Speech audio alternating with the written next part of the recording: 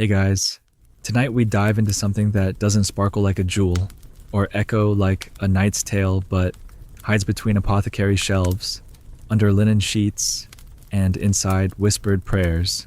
You probably think of medieval love potions as bubbling brews in iron cauldrons stirred by witches under the moonlight, right? But the truth is stranger and quieter, because the real love potions, they often started in kitchens. Ordinary kitchens, where someone, maybe a baker's wife, maybe a lonely maid, decided that nutmeg and honey might soften someone's heart, or that crushed mint in wine could coax a cruel husband to kindness. The ingredients weren't exotic at first, just things from the garden: garlic, fennel, parsley. But somewhere along the line, hope got creative. A whisper suggested maybe rose petals work better if you soak them in goat's milk under a full moon. Someone else added ground beetle shell, just a pinch. Mind you, most recipes didn't come with instructions, only with superstition and rumor. Historians still argue whether these potions did anything real at all, or if the real change happened in the eyes of the one who drank it. Imagining love where there was only silence before, you might not survive the social chaos of that era, but their cravings, they're yours too. You want to be wanted, and in the medieval world, wanting was dangerous. So, before you get comfortable, take a moment to like the video and subscribe, but only if you genuinely enjoy what I do here.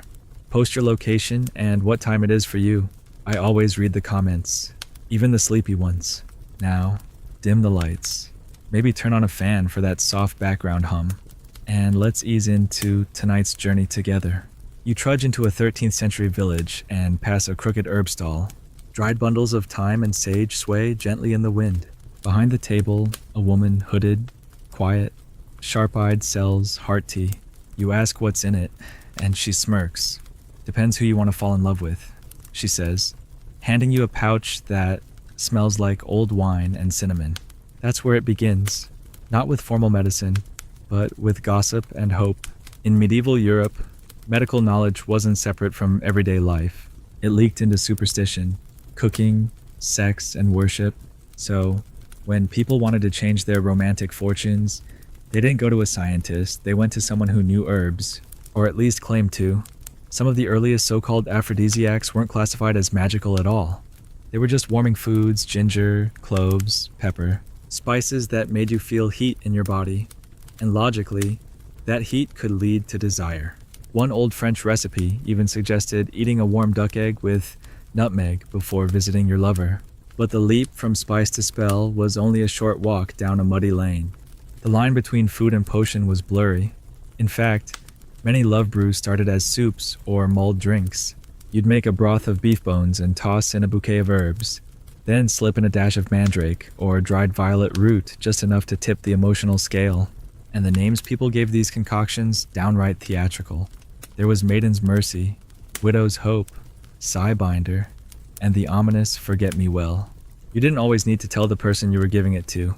In fact, part of the magic was often in secrecy. Mix the potion into their wine, soak it into their bread. A common tactic was to cook the potion into a meat pie, serve it warm, and say nothing. Just sit and watch their face. Did their eyes soften? Did they reach for your hand? Or did they just get sleepy? Maybe you got the dose wrong. Maybe you used parsley instead of mugwort. Or maybe, and this is the harder truth, they just didn't love you back. Historians still debate whether some of these brews worked because of real chemistry or placebo. Belladonna, for example, could dilate pupils and cause visual hallucinations. In small doses, it made the drinker feel flushed and euphoric, which could absolutely be mistaken for attraction. But in large doses, paralysis, death, still, people risked it. Because in a world where most marriages were arranged, and women were bartered like land or livestock, a potion offered something tantalizing: control. The hope that love might be more than duty. That passion could be summoned, not just endured. That you, a peasant with nothing, could reach inside another soul and stir something unspoken. And here's the irony: many of the ingredients weren't even rare. You could find some at the market, growing wild in hedgerows, or stashed behind the chapel. Mugwort, wormwood, anise. These weren't kept under lock and key. They were ordinary. And yet, their meanings weren't. You begin to sense that the real alchemy wasn't the potion, it was the longing. The desperate belief that this cup, this leaf, this powder could change the course of your story, that the unloved could become beloved, that you wouldn't die alone. And of course, there was always a darker side. Some potions weren't for igniting love, but for bending will, for breaking resistance, for binding someone to you who did not choose you. That shadow clung to the entire practice.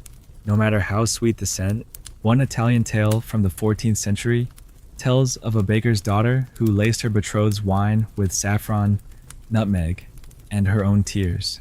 It didn't go well. He broke out in hives, fled the wedding, and joined the clergy. Whether that's true or not is beside the point. These stories multiplied not because they were factual, but because they reflected something people needed to believe, that emotions could be shaped like dough or spun like wool, that love didn't have to be so helpless. But of course, it was, and still is. You might imagine that all this potion making happened in dark corners, but actually, it was pretty open. In some towns, you could find market stalls selling tonics of delight, often labeled vaguely as digestives or comfort drafts. They walked the legal tightrope, and if you were caught selling something a little too effective, you claimed it was for stomach aches. No one wanted to admit they were lonely, but the truth spilled out anyway. In slurred compliments and sudden proposals, people used what they had: honey, pepper, mint, dried rose petals, a bit of vinegar. Some added odd things, like powdered oyster shell or deer antler. Others swore by beetroot or horseradish. There was no standard, just trial, error, and stories passed like heirlooms from one kitchen to the next. And even the most innocent ingredients could take on eerie meaning. A red apple offered by a girl on the road, suspicious. A mug of warm spice milk from your neighbor who never smiled before, alarming. The medieval mind didn't separate emotional influence from physical food. Everything had resonance. Everything had consequence. And you begin to feel it, don't you? The weight of every bite, every sip. Maybe someone once cooked for you, not just to feed you, but to alter your fate. So here you are, lying under scratchy wool blankets in a world without phones, without Netflix, without even glass windows, and someone brings you a bowl. It smells sweet, comforting, just a touch earthy. And you wonder, is it kindness or is it a spell? You sip anyway, because in that moment, belief is stronger than fear, and maybe that was the real ingredient all along. You shift in your seat as the story seeps deeper, and soon you're standing outside a crumbling 12th century chapel, watching a priest pull shut the wooden doors behind him. In his robes, he looks like a guardian of purity. But if you peer a little closer, listen just a little longer, you'll hear something stranger than hymns echoing through those walls. Because the church, for all its sermons and judgments, had a complicated relationship with love potions. On paper, they condemned them. Officially, potions designed to inflame desire or manipulate hearts were classified as sorcery sinful, suspicious, and dangerous. But off the record, priests heard confessions filled with stories of these brews. A woman praying for forgiveness after slipping heart milk into her husband's beer. A boy weeping because the tonic he'd drunk made him feel not love, but shame. Confessors began cataloging these tales, not as medical observations, but as spiritual diseases. Lust was a sin, and love potions were its sacrament. You walk further inside and notice how many sermons fixated on unnatural affection. In their language, this didn't just mean scandalous affairs, it meant any desire that wasn't submitted to divine order. And so, even a wife hoping to reignite her husband's affection might be condemned for using an herb poultice. The church wanted hearts to burn for God first, not for each other. Yet, paradoxically, they obsessed over romantic and sexual temptation more than any other form of sin. They warned against scented oils, forbidden glances, and yes, even aphrodisiac potions. Some friars declared that any food prepared with a lustful intention was spiritually poisoned. But the more they condemned it, the more fascination they stirred. The idea that a drink could bypass the will, could spark desire without consent, was both terrifying and thrilling. Historians still argue whether the church's obsession with the love potions was rooted in theology or in social control. On the one hand, they claimed to protect souls. On the other, they seemed deeply invested in who loved whom, how, and why. Inquisitors compiled lists of forbidden ingredients. They warned against valerian root, myrrh, saffron, and even celery. Too warming, they said, too carnal. It didn't help that love potions often blended with folk medicine. In many villages, women brewed teas to balance the humors or cool a man's blood. These might be just as easily accused of being spells. The line was thin, and always drawn in favor of those with power. If a nobleman brought saffron cake to his lover, no one batted an eye. If a widow did the same for a farmhand, she might be accused of demonic seduction. And that brings us to the strange contradiction: the church denounced potions, yet religious texts were full of sensual metaphors. The Song of Songs, a biblical ode to desire, was read by monks who'd never kissed anyone. Saints described divine ecstasy in language eerily similar to erotic passion. "My soul burns for thee," wrote one mystic, and it's hard not to hear something more than prayer in her words. So, when the church condemned desire, they weren't extinguishing it, they were redirecting it. From bodies to God, from potions to penance. But it never disappeared. People still whispered, still brewed, still believed. One curious case appears in a 14th century record from Cologne. A nun, barely 20, confessed during Lent that she'd added basil and vinegar to a sister's wine in hopes she'd dream of her. Nothing more. Just dreams. But the priest labeled it sorcery, not because of the ingredients, but because of the intent. That was always the real danger intention. Love potions weren't about herbs. They were about altering will, bending another to your longing. Which, according to the church, only God could do. You wander through a medieval manuscript archive now, running your fingers across inked vellum, tucked between hymns and prayers. You notice marginal notes, little scribbles in Latin. One monk had copied a potion recipe in the margin beside a text on spiritual purification. Just 3 ingredients: honey, clove, and rosewater. For a heart to soften, it reads, you pause. Was that meant to win someone's affection, or was it metaphor? Either way, it survived because even the ones who were supposed to renounce desire still felt it, still dreamed, still reached, in secret, for something warm and fragrant when no one was watching. What's more ironic is how monasteries became keepers of this knowledge. Many monks were skilled botanists, tending herb gardens that rivaled any apothecary. And while they publicly condemned love potions, they privately recorded the effects of certain herbs on mood, blood pressure, sleep, and yes, libido.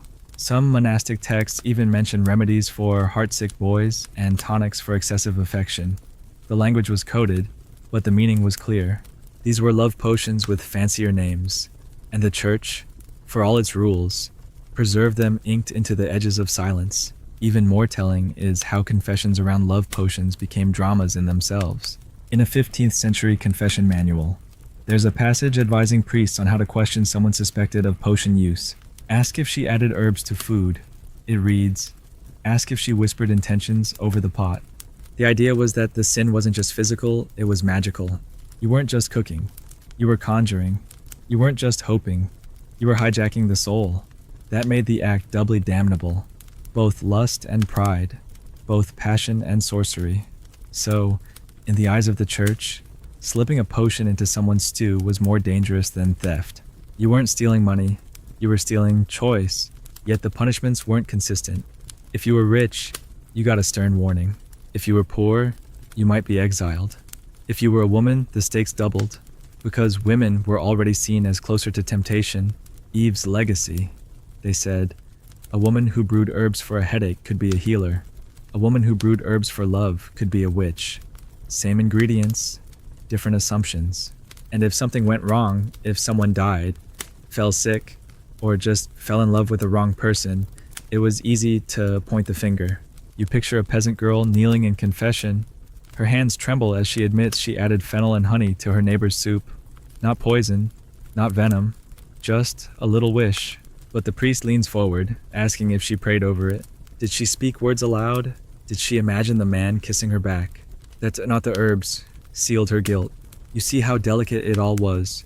Desire itself was suspect. Love unmediated by marriage or divine approval was a risk. And potions? They were a shortcut, a rebellion, a whisper against fate.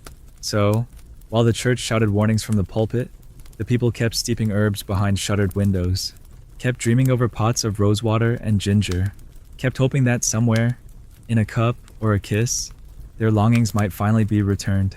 And in those quiet corners of faith, where incense mingled with lavender and shame mingled with longing, the strange history of medieval love potions continued, not despite religion, but entangled in it. You wander now into a dim stone alley, boots slipping on wet moss between crooked cottages, where the scent of rosemary and burnt tallow hangs in the air like an old song. Somewhere nearby, a shutter clicks shut, not with fear, but caution. Because in this part of the village, secrets are stitched into the herb bundles hanging from eaves. And the women who dwell here, they're not midwives or innkeepers. Anyway, they're the ones people visit after dark, when prayers fail and loneliness lingers too long. These women are the backbone of medieval potion lore, the quiet force behind so many love brews, often widows, often older, often with more knowledge of plants and pulses than any town physician. You might call them witches, but that word doesn't land quite right yet, not in this century. Here, they're healers, herbalists, listeners, occasionally feared, occasionally worshipped, but never ignored. You picture one now, worn fingers, knotted hair, eyes sharp as nettle. She doesn't smile much, but she knows what to do when you say, "He doesn't look at me anymore." She opens a drawer full of dried stems and nods toward a jar of crushed damiana. "Steep it with elderflower and clove," she says. "Make him drink it warm before moonrise." There's no flourish, no chanting, no black cat curled beside her, just a woman who's seen enough hearts break to know what might bind them, or at least soften the ache. Her recipes aren't written down, only memorized, passed from aunt to niece, mother to daughter. Sometimes they work, sometimes they don't. But that's not really the point. The act of making a potion is, itself, an act of belief, of care. And in a world where women's choices were few, even dangerous, brewing a love tonic was a subtle form of power. Historians still argue how much these women believed in the magic themselves. Were they true believers, or just clever survivors who knew how to mix hope with honey and charge a few coins for the privilege? Maybe both, maybe neither. Because for many, the role was forced upon them. A woman alone, especially an aging widow, was suspect by default. If she didn't remarry, if she didn't bear children, if her garden grew too lush, or her tea healed too well, suddenly she wasn't just a woman, she was other. And being other in a medieval village could mean everything from feared to burned. You glance back to that shuttered window, imagining how many whispered bargains have passed through it. A young wife hoping to win back a distracted husband, a knight's daughter desperate for a union her father forbade. Sometimes even men came furtively, hood up, avoiding eye contact, asking for help with wives who had grown cold. These women heard it all, and they rarely judged. Instead, they mixed time for courage, valerian for soft speech, dried apple peel for remembrance. The potions weren't just for desire, they were for words unsaid, for wounds unhealed, for the aching middle space between longing and reality. And yet, the danger loomed. The more successful a potion maker became, the more her neighbors whispered, if a couple married after drinking her brew, it wasn't love, it was bewitchment.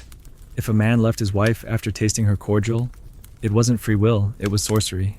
The church, as we saw, didn't take kindly to women who altered hearts without permission. And so these herbalists walked a tightrope, one toe in healing, the other in heresy. Still, they carried on, because demand never stopped. If anything, it grew. In a society that gave women so little say in their destinies, these old-world apothecaries offered something priceless, a sense that maybe, just maybe, they could write a line or two in their own stories. You stumble now into a kitchen, small and warm, where a copper pot simmers over an open fire. The air is thick with cardamom, sage, and a strange undertone, almost like rain on hot stone. A woman hums softly while grinding something in a mortar. You don't know what's in the potion, and maybe you don't want to. It could be just wine and herbs, or it could be something more intimate like fingernail clippings, or hair, or even a drop of blood. Some recipes called for it, not for harm, but for connection. The idea was that something personal, something from your body could strengthen the magic, a bond of essence, of truth. The logic made sense to them. How could love be real without a piece of you in it? One infamous recipe from 15th century England called for the heart of a dove, dried and ground, mixed with mint and wormwood, then baked into a barley loaf. Another recommended boiling rose petals with a tear caught during longing, and pouring it over bread left overnight on a lover's doorstep. Did they work? Who knows? But someone believed they might, and that belief, not the herbs, was the real spell. Still, the inclusion of body parts, even symbolically, unsettled many. That's when murmurs of witchcraft grew louder. The idea that a woman could change your heart with a spoon and a prayer terrified the men who clung to control. And so, herbalists became scapegoats for failed marriages, for broken engagements, even for sudden deaths. But not all were punished. In places where the healer's help had worked, or seemed as she was protected, respected, even, villagers brought her bread in winter, left herbs on her doorstep, invited her to weddings, but it was a fragile peace. The balance could shift with a single fever, a baby stillborn, a jealous neighbor, and when it did, she was the first they blamed. She changed him. They'd whisper, she brewed something. That fear, the fear of losing one's agency, was more potent than any potion, and yet, paradoxically, it's what made people keep coming back. Because what is a love potion if not a prayer disguised as a recipe? A wish for something to change, wrapped in steam and secrecy. You pass now by a row of grave markers, weather-worn, leaning, forgotten. Some say nothing. Others bear only symbols, a herb sprig, a crescent moon. These might be the final resting places of the unremembered witches, the silent potion makers, the women who dared to stir hearts instead of stew. We rarely know their names. Their recipes died with them, but every once in a while, a scrap turns up in an old notebook. For desire sage, rose, a pinch of sorrow. You pause. A pinch of sorrow. That's the part we forget. That love, in this time, wasn't soft and pink and wrapped in ribbons. It was risky, uncertain, sometimes brutal. And these women, they didn't sell fantasies. They sold survival, something to hold on to when everything else slipped away. Historians today still search for their stories, not in the records of kings, but in the margins, the trial transcripts, the herbal glossaries, the love letters tucked into cathedral walls. And in those forgotten corners, you find a different kind of history, one not of wars or empires, but of desire, of people who couldn't say the words out loud, so they steeped them in tea, of women who weren't allowed to speak truth, so they whispered it through scent, through spice, through touch.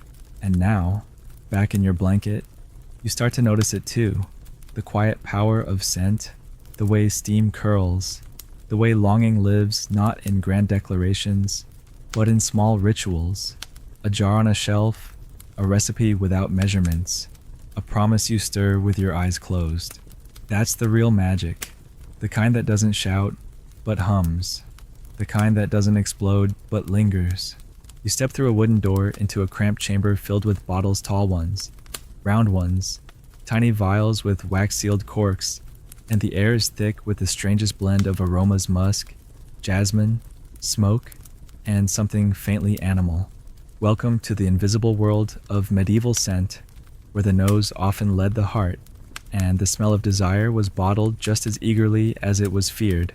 In modern times, you might think of perfume as a luxury, a pleasant veil, but in the Middle Ages, smell was powerful, sometimes spiritual, sometimes seductive, always significant.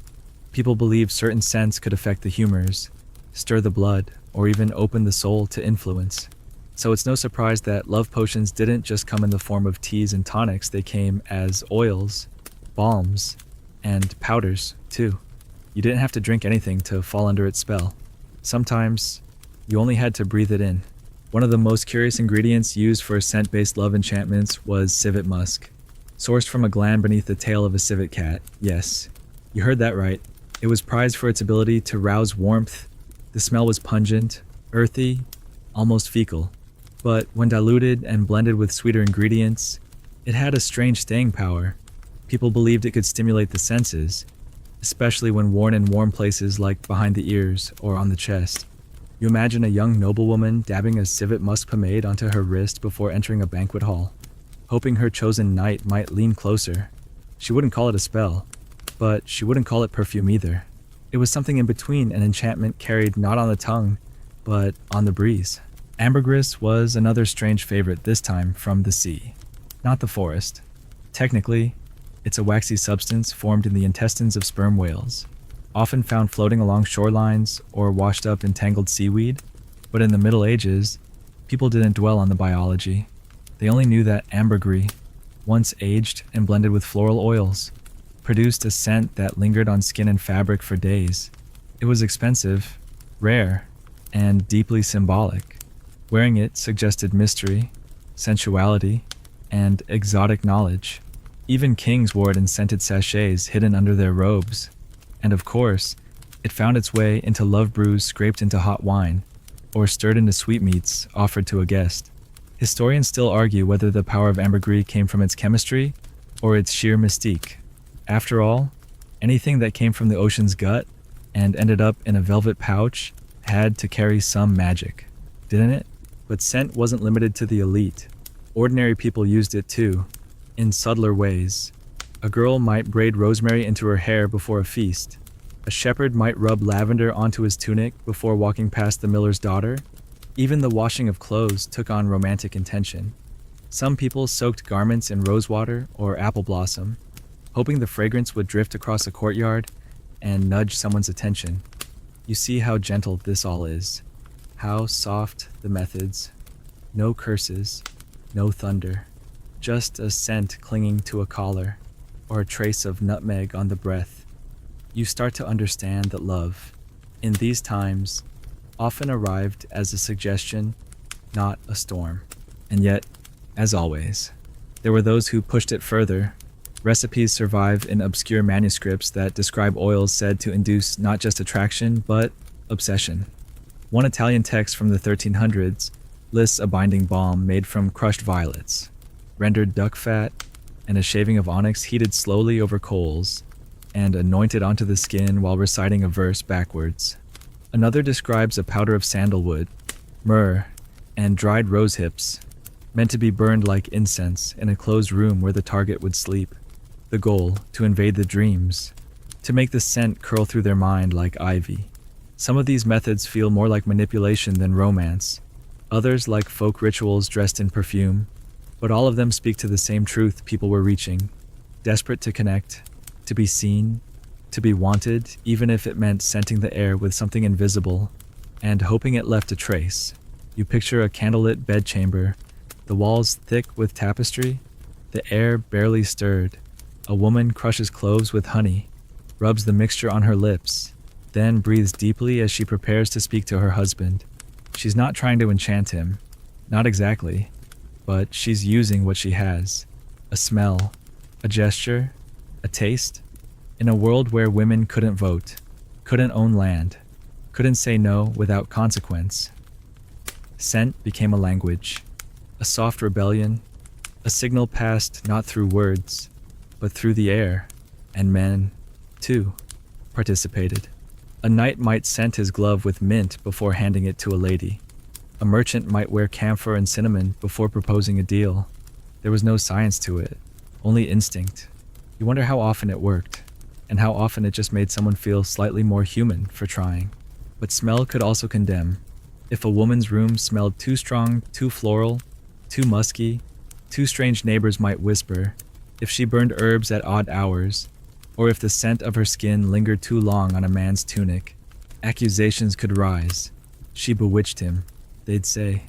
He was never the same after she gave him that sachet. A bag of dried petals found beneath a mattress could be seen as evidence of witchcraft, and perfume itself, especially in religious communities, was suspect. Some abbeys banned scented oils entirely. They were a temptation to the flesh, too worldly, too distracting from God.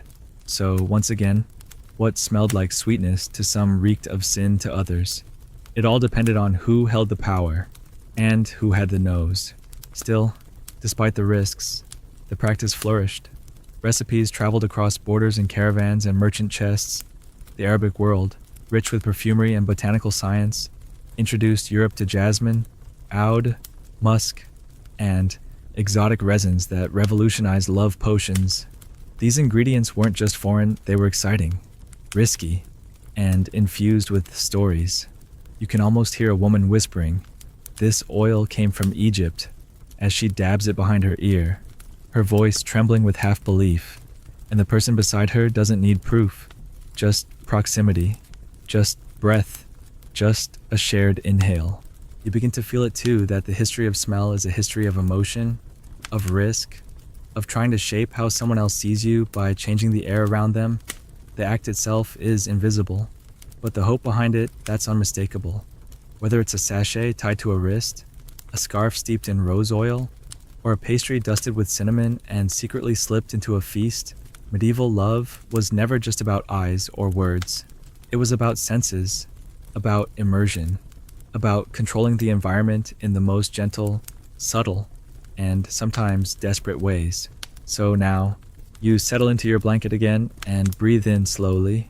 The modern world may smell like detergent and blue light, but the old scents linger, if only in memory.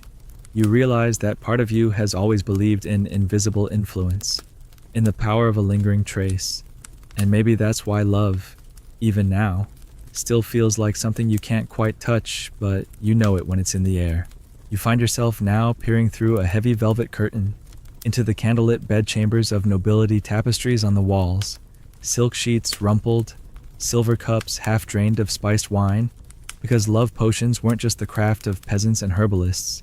They climbed the social ladder, and at the top, among kings and queens, among dukes and duchesses, the brews became more extravagant, more secretive, and more dangerous. If you think the powerful didn't dabble in enchantment, think again. They simply had better cover stories. A royal apothecary, after all, could mix you a tonic for clarity of speech that also just happened to include a few drops of damiana and powdered opium poppy. A court physician might prescribe a digestive cordial that stirred more than the stomach, because at court, everything was dressed in protocol, even manipulation. And love, it was rarely about hearts. It was about heirs, alliances, leverage, and sometimes revenge. You watch now as a queen, cloaked in midnight blue, stares into her chalice before handing it to her husband. She smiles, but her hand trembles slightly. In the liquid saffron, crushed pearls, a few flakes of gold leaf, but also, if rumor is to be believed, a rare root known only to her chambermaid, something to quicken the affections. The king drinks, none the wiser. He sleeps deeply that night, and in the weeks that follow, he cannot seem to say no to her. Historians still argue whether these tales were based in fact, or simply excuses created by rivals who couldn't understand why affection shifted. But the records are there, trials, letters, receipts for strange ingredients like musk, amber, and powdered ruby. You begin to see how love potions weren't just for lovers, they were for power, a way to gain favor, a way to seduce not just the body, but the will. In the French court, there was whispered talk of a duchess who paid a Venetian merchant handsomely for a vial of liquid, said to make the drinker forget past slights. She served it to her husband before petitioning him to restore lands to her family. And it worked, or seemed to. He signed the decree, kissed her hand, and never spoke of their feud again. Coincidence, alchemy, manipulation. No one could say for sure, but the story was told and retold, until it became something more than fact. It became pattern. Another whispered truth in a palace full of locked doors. And it wasn't just the women. Men used them too. A prince might wear a ring dipped in a love oil, touching the hand of a woman he longed to possess. A nobleman might lace his letters with perfume soaked in wormwood and jasmine. One English earl reportedly ordered a potion from a Moorish apothecary, meant to increase his wife's affections. It contained saffron, rose water, cinnamon, and ground diamond. Whether it worked or not, the story ends with his wife bearing him a son and heir. A success, a political victory. You see how tangled it gets. Love, in courtly life, was always a calculation, a chessboard with blood and silk for pieces. But not every noble used potions for political gain. Some were simply desperate, One royal record from Aragon mentions a young countess who was too cold in the bedchamber. According to her husband, the court physicians diagnosed melancholy, and their solution, a warming tonic of deer antler, honey, and spiced red wine. Whether she consented is another matter. Potions were sometimes forced, disguised as medicine or wine, poured into cups with the weight of 1,000 expectations. You start to see that the love potion was never just about love, it was about control. Sometimes loving control, sometimes cruel. Still, despite the danger, the wealthy were rarely punished. A queen might be accused of using sorcery, but the court would usually protect her, especially if the potion benefited the crown. A servant caught with the same vial might be flogged or hanged. That's how it worked. Power insulated its own rituals. The potion mattered less than the status of the hand that offered it. And yet, even in luxury, there was fear. Diaries from ladies-in-waiting reveal unease. Some swore they could smell certain tinctures in the air when court affairs turned suddenly affectionate. Others whispered about spells woven into embroidery threads, or drops of potion stitched into the hems of gowns. You're beginning to understand that in court life, everything was a symbol. A ribbon placed too carefully, a goblet passed with a certain glance, a cake glazed with anise, when the usual favorite was almond. These weren't just gestures, they were codes, rituals, signals of enchantment, and once a person believed they were enchanted, it didn't matter what was in the bottle. Belief itself became the spell. That's what the nobles feared most, that their affections weren't their own, that love could be administered like wine, that their hearts might be puppeted by a servant girl with clever fingers and access to a spice rack. One famous case in Italy tells of Lucrezia Borgia.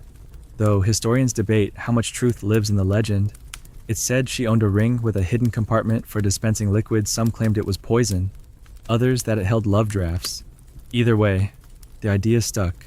A woman with the power to shift loyalties, not through armies or alliances, but with a flick of her wrist.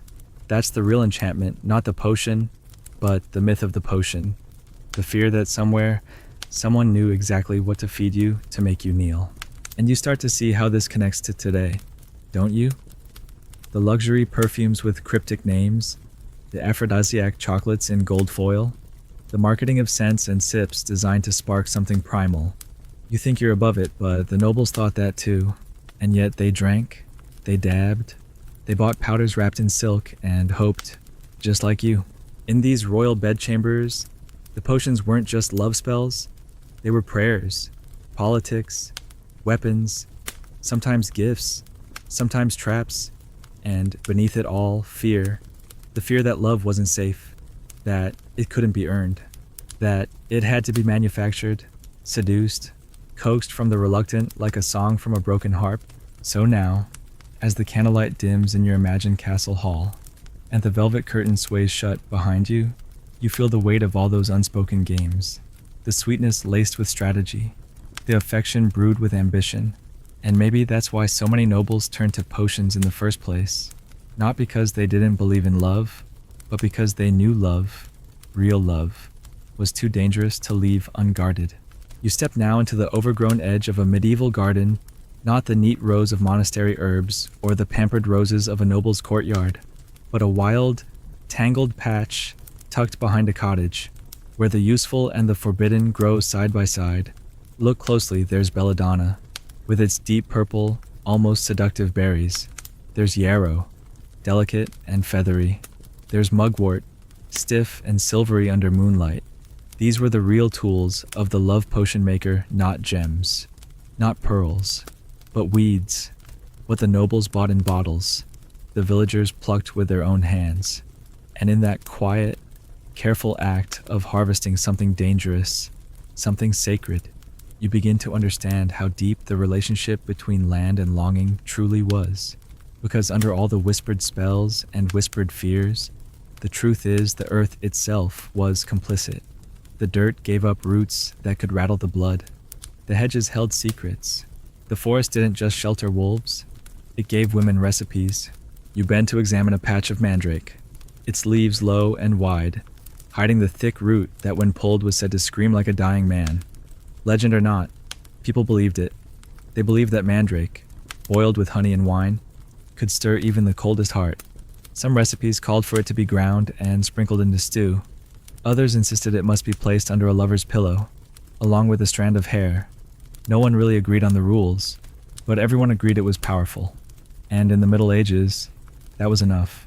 You didn't need a university degree to wield influence, just a garden, and a memory of what worked last time. Herbal knowledge passed mouth to mouth, always slightly changed, shaped by the land and the desperation of whoever asked for help. Belladonna, too, was a favorite. Just a pinch could make someone feel dizzy, euphoric, open, too much. And it brought visions, illness, death, but you didn't use too much. You used it with reverence. A woman might steep its leaves into wine for herself before a planned encounter, not to seduce, but to make herself bold, loosen the grip of fear. You see, the potion wasn't always for the other. Sometimes it was for the self, because wanting someone truly wanting was terrifying. So you softened the edge. You sipped your courage. You made yourself brave through bark and leaf. And then there was yarrow, gentler, used in love charms as much as in medicine. It was said to keep lovers from straying, to bind their thoughts together even when apart. A girl might weave it into a token, tuck it into a lover's sleeve, or crush it into oil to wear on her own neck. It wasn't always about obsession or lust. Sometimes it was just about staying close, staying remembered. And in a world where distances were long and letters were rare, a sprig of yarrow could feel like a lifeline. Historians still argue whether these herbs truly had the effects their users claimed. Was mandrake really an aphrodisiac? Or just a hallucinogen misinterpreted? Did belladonna spark desire? Or simply mimic the pupil dilation of lust? And how much of any of it was the placebo of longing, the mind willing the body to believe? But maybe that's the wrong question. Maybe the herbs didn't need to work in the modern sense. Maybe the point wasn't chemistry, but ritual. You gathered the plants, you prepared them with care, you whispered your wish into the steam, and in doing so, you turned helplessness into action, fear into focus, grief into a recipe. Even the process of collecting the herbs carried meaning. Some were harvested at dawn, others only under the full moon. Some had to be gathered with bare hands, others with iron tools.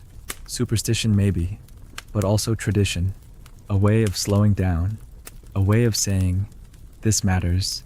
You couldn't just pluck a leaf and call it a spell. You had to mean it. That was part of the magic. The intention behind the hand, the story behind the plant. And so every potion was different. Not because the ingredients changed, but because the hearts behind them did. You picture now an older woman kneeling at the edge of a stream, washing fresh-cut valerian root. She's not in a rush. She hums a song from her childhood. Her hands are steady. She'll dry the root on a cloth near the hearth, grind it with dried rose petals, and mix it with milk and nutmeg. Then she'll ladle it into a cup for her granddaughter, who can't stop weeping over a boy who barely knows her name. The potion won't erase the ache, but it will make her sleep. And when she wakes, she'll feel held. That's a kind of love, too. These gardens, they're tangled. Living shelves were places of quiet power, but they were also dangerous. Because when a woman controlled what went into your body, she controlled the outcome, or seemed to, and in a patriarchal world, that made her a threat. The same mugwort used to ease a cramp might also be blamed for seduction. The same peppermint used to calm nerves could be accused of breaking a vow. The herbs didn't change. The fear around them did. And so, these plants became both cure and curse, healing and heresy. Their roots went deep into the earth, but their meanings twisted through culture like smoke. Still, the knowledge endured. Despite threats, despite trials, despite burned gardens and broken doors, women remembered. They passed the names of plants like family heirlooms. They told each other what to pick for heartbreak, for lust, for courage. They didn't write it down, not always, but they carved it into rhythm, into rhyme, into stories and sayings and habits, so that even now, centuries later, when you walk through an herb garden and feel a sudden catch in your chest at the smell of sage or lemon balm, something ancient stirs. Not knowledge, exactly, but memory, a ghost of intention. And you realize, perhaps, that this is the real magic. Not the moment of drinking, Not the spell or the chant or the secret hour, but the gathering, the choosing, the quiet, stubborn belief that the land gives us what we need if we're willing to listen, if we're willing to wait, if we're willing to hope, even when we know it might not work, because love never came with guarantees. But still, they brewed. Still, they steeped. Still, they walked barefoot into the hedgerows and returned with pockets full of promise. So now, as you lie in your bed and imagine the night wind stirring through tall herbs and tangled vines, you feel the pulse of that old rhythm. You hear the footsteps of women who dared to turn earth into emotion, who bent over bubbling pots not to conjure control, but to cradle someone's ache. And maybe, just maybe, you understand the garden was never just plants. It was possibility. You're walking now along a muddy path in the early morning, dew clinging to your boots and mist curling low over the ground, when you pass a wayside cottage where the shutters never quite close, and where smells spiced, earthy, a little sour drift out at all hours. Step inside and you find no witch, no mystic, just a hunched figure bent over a wooden table, muttering to herself and adjusting the tilt of a jug. She's trying to measure something that cannot be measured, how much of a feeling to add before it becomes too much. Because this is the hidden challenge of medieval love potions. How do you dose a feeling? How do you calibrate affection? Where does attraction stop and madness begin? That question haunted potion makers across Europe for centuries. You weren't just throwing herbs into a bowl. You were gambling with the thresholds of emotion. The line between remedy and ruin was thinner than the stem of a yarrow leaf. One petal too many, and a hopeful sip could spiral into obsession. One drop too little, and the spark might flicker out before it ever reached the eyes. In some texts, especially the more detailed apothecary manuals, we see early attempts at dosage. 3 grains of saffron to every measure of wine. A single fig steeped for 2 hours. But even these were more suggestion than science. And when the ingredients included things like poppy resin or powdered beetle shell, the stakes became much higher. Some potions were meant to arouse, others to soften the spirit, or to make one receptive to warm conversation, a euphemism that rarely ended in conversation. And always, the risk was present. Too much Damiana could cause fever and vomiting. Too much belladonna could make a person speak in tongues or not at all. Historians still argue whether potion makers knew the danger or simply worked by feel, letting their hands remember what their minds couldn't calculate. But either way, they kept going. Because someone always came knocking. Someone always wanted the recipe for turning longing into action. You imagine a young man, nervous and red-faced, approaching the door of a hedge witch after dark. He says her name awkwardly, presses a silver coin into her palm. "She doesn't even see me," he whispers, and the woman nods, as if she's heard it 1,000 times because she has. She tells him to boil fennel and honey, then stir in powdered licorice and a scrap of the beloved's handwriting. "Give it to her in morning wine," she says, "and be near when she drinks it." That's the key. Proximity. These potions didn't work in a vacuum. They needed context, eye contact, hesitation, and almost smile. The potion didn't create love. It nudged open a door that was already cracked. But if the door was bolted shut, no magic in the world could budge it. Still, people tried, because trying felt better than waiting, better than despair. And so you find yourself in a village where half the adults have, at one point or another, sipped something for the heart. Most of them didn't talk about it. Or if they did, they called it a charm, or a draft, or a tonic, for nerves, for sleep. But they knew what they meant. So did everyone else. And still, they allowed it. Because feelings were messy. Because marriages were arranged. Because choice was rare and subtle as a shadow.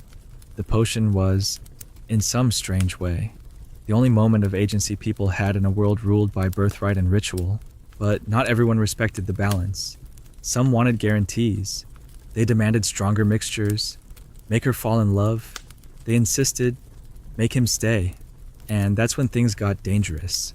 Some potion makers, eager to please or simply afraid of refusal, began experimenting with more potent ingredients. Spanish fly powder made from blister beetles became notorious.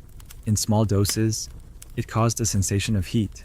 blood rushing to the surface, in large doses, ulcers, convulsions, death. Still, it appeared in love potion recipes again and again, disguised with phrases like powder of passion or essence of flame. You start to realize that these brews weren't always sweet and gentle. Sometimes they were desperate, sometimes violent. There are stories, many of them, about potions that work too well. A servant girl gives her mistress's suitor a cup laced with clove, poppy, and anise. He becomes obsessed, shows up in the middle of the night, begins writing poems on her door in his own blood. Another tale speaks of a woman who sipped a draught meant to stir desire and spent the next 2 weeks wandering the woods, murmuring to trees and tearing at her clothes.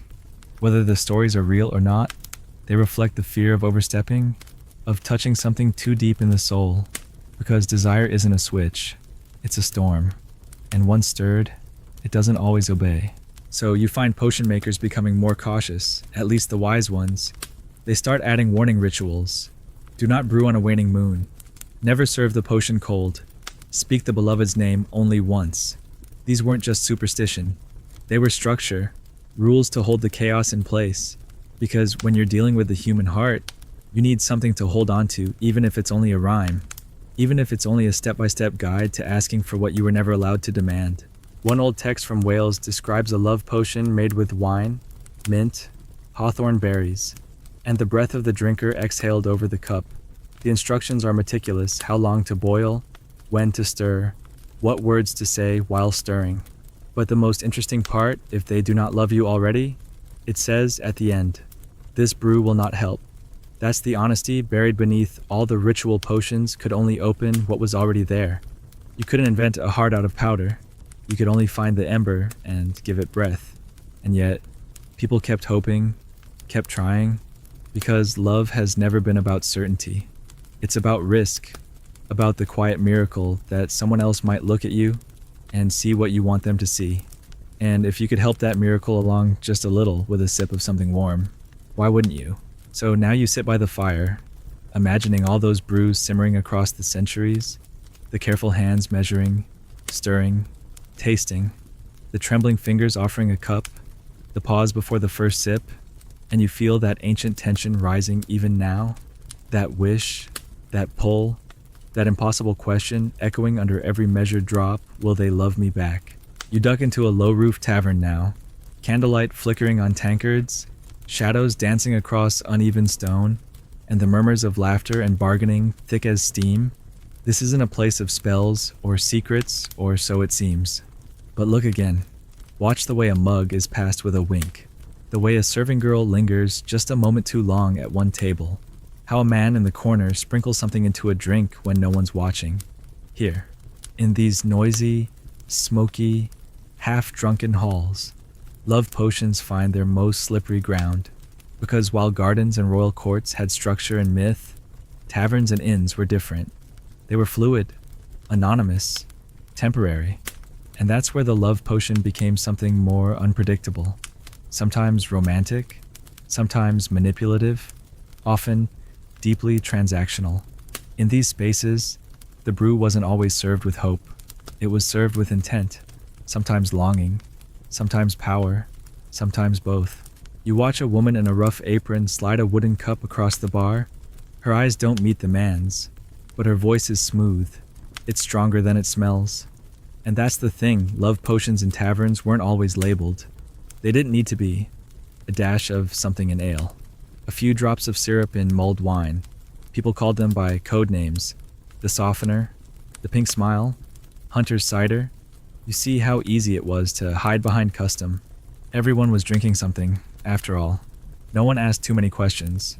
The beauty of a tavern was that it offered cover, a perfect place to slip a plan into someone else's throat. These weren't always nefarious. Sometimes, a young couple wanted help getting past nerves. A girl might drink a cordial of chamomile and basil to calm her stomach before finally speaking to the boy she'd watched for months. A boy might ask the barkeep to mix him something to keep her listening. It was naive, clumsy, and weirdly tender. But other times, darker games played out. A merchant, traveling alone, finds a strange sweetness in his wine and suddenly feels too fond of the hostess. He stays longer than planned, spends more than he should. When he finally leaves, he can't recall the details of the conversation. He only remembers the warmth, and maybe that was the point. Historians still argue about how common this sort of thing really was. Some say it was rare, exaggerated by folklore and fear. Others point to legal records, complaints filed, witnesses summoned, accusations made in the margins of court rolls. One English case from the early 1400s describes a woman who poured a known love draught into the meat of a man with the lands. She confessed, under pressure, that she learned the recipe from her aunt, who learned it from a monk. The man claimed he never would have married her otherwise. The case was dropped, but the stain lingered, not because of the potion, but because of the implication that love could be engineered in a back room for a copper coin. You walk now through the streets outside, still echoing with songs and arguments. In towns and cities, love potions became commerce. Traveling apothecaries sold heart tonics next to toothache powders and headache drafts. Painted signs offered herbs for affection or elixirs of sweetness. The shops themselves were tucked into alleys, behind hanging curtains or beneath signs of the moon and stars. You didn't walk in for a potion the way you did for flour. You lingered. You glanced both ways. You spoke low, and the seller didn't ask who it was for. They only asked, do you want them to stay or to come back? The recipes sold were as varied as the buyers.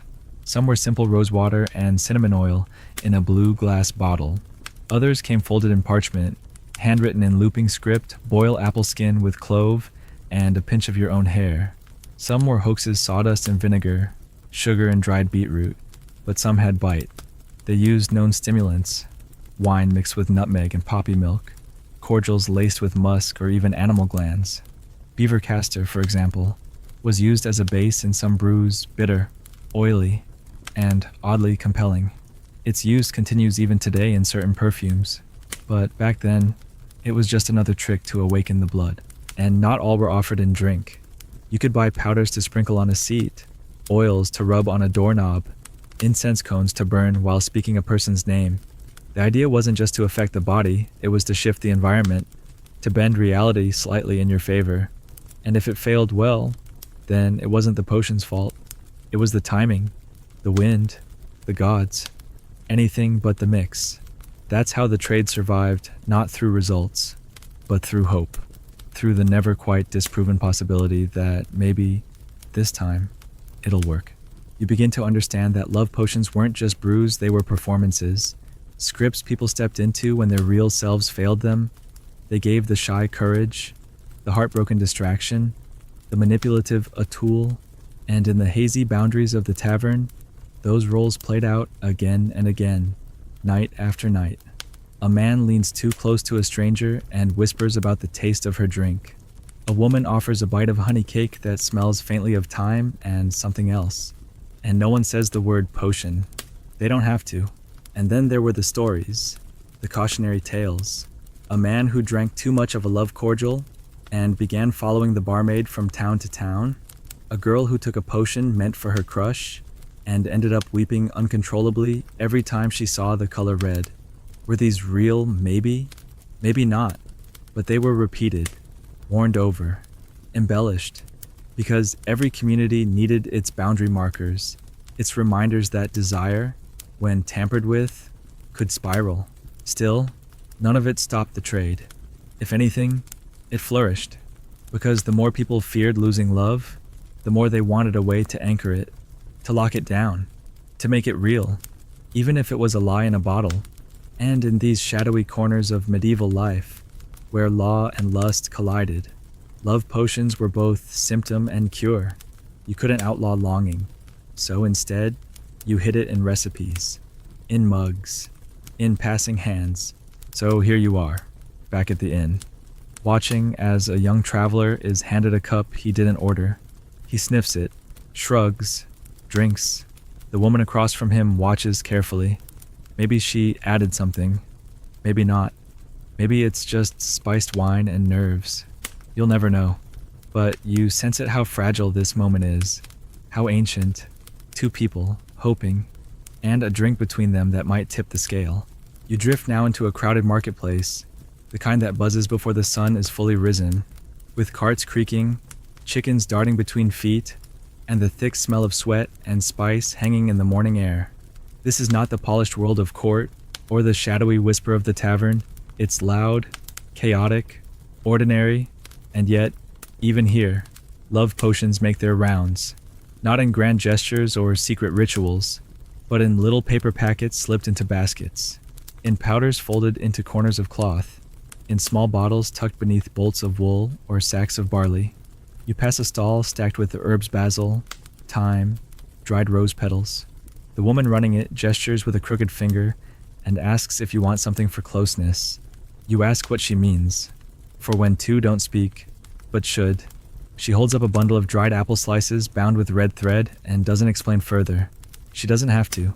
In this place, love potions are business. No myths, no murmured invocations, just supply and demand. Traveling merchants come through with baskets lined in rabbit fur, claiming their wares come from the east, or from ancient monks, or from the ruins of temples. None of it's true, but it doesn't need to be. Buyers aren't here for origin stories. They're here for results, or at least the possibility of results. That's enough to make a transaction. Some potions are sold as warming blends, others as spirit teas, some as powders to add to porridge or milk. And while most sellers won't guarantee love, they will offer a wink, a nod, a quietly implied "this helped someone once," because when you're desperate, someone else's story becomes your hope. You see a man counting coins at a corner stall. He looks nervous.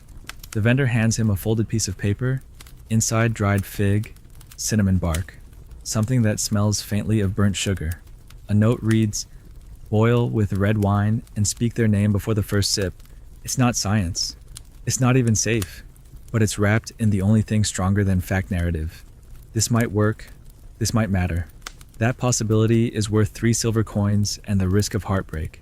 You begin to see how these potions circulate not through trust in the maker, but belief in the process, in the rhythm of preparing, serving, waiting.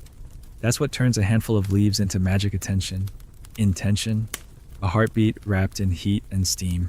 And sometimes, these love brews are sold alongside the most mundane goods bundles of garlic, combs, cheap knives, dried fish. It reminds you that in medieval life, magic wasn't separate from the everyday. It was threaded into it. You could buy a remedy for toothache in the same breath as a charm for lust. You could ask for something to make her notice while haggling over goat cheese. The sacred and the practical live side by side, never fully separated. That's why potion sellers thrived here. They weren't outsiders. They were part of the neighborhood, aunties, widowers, journeymen, all offering pieces of the puzzle to whoever had the nerve or the ache to ask. Still, there was competition. One seller might claim their powder was brewed under moonlight. Another insisted they used only chaste blossoms from untouched gardens.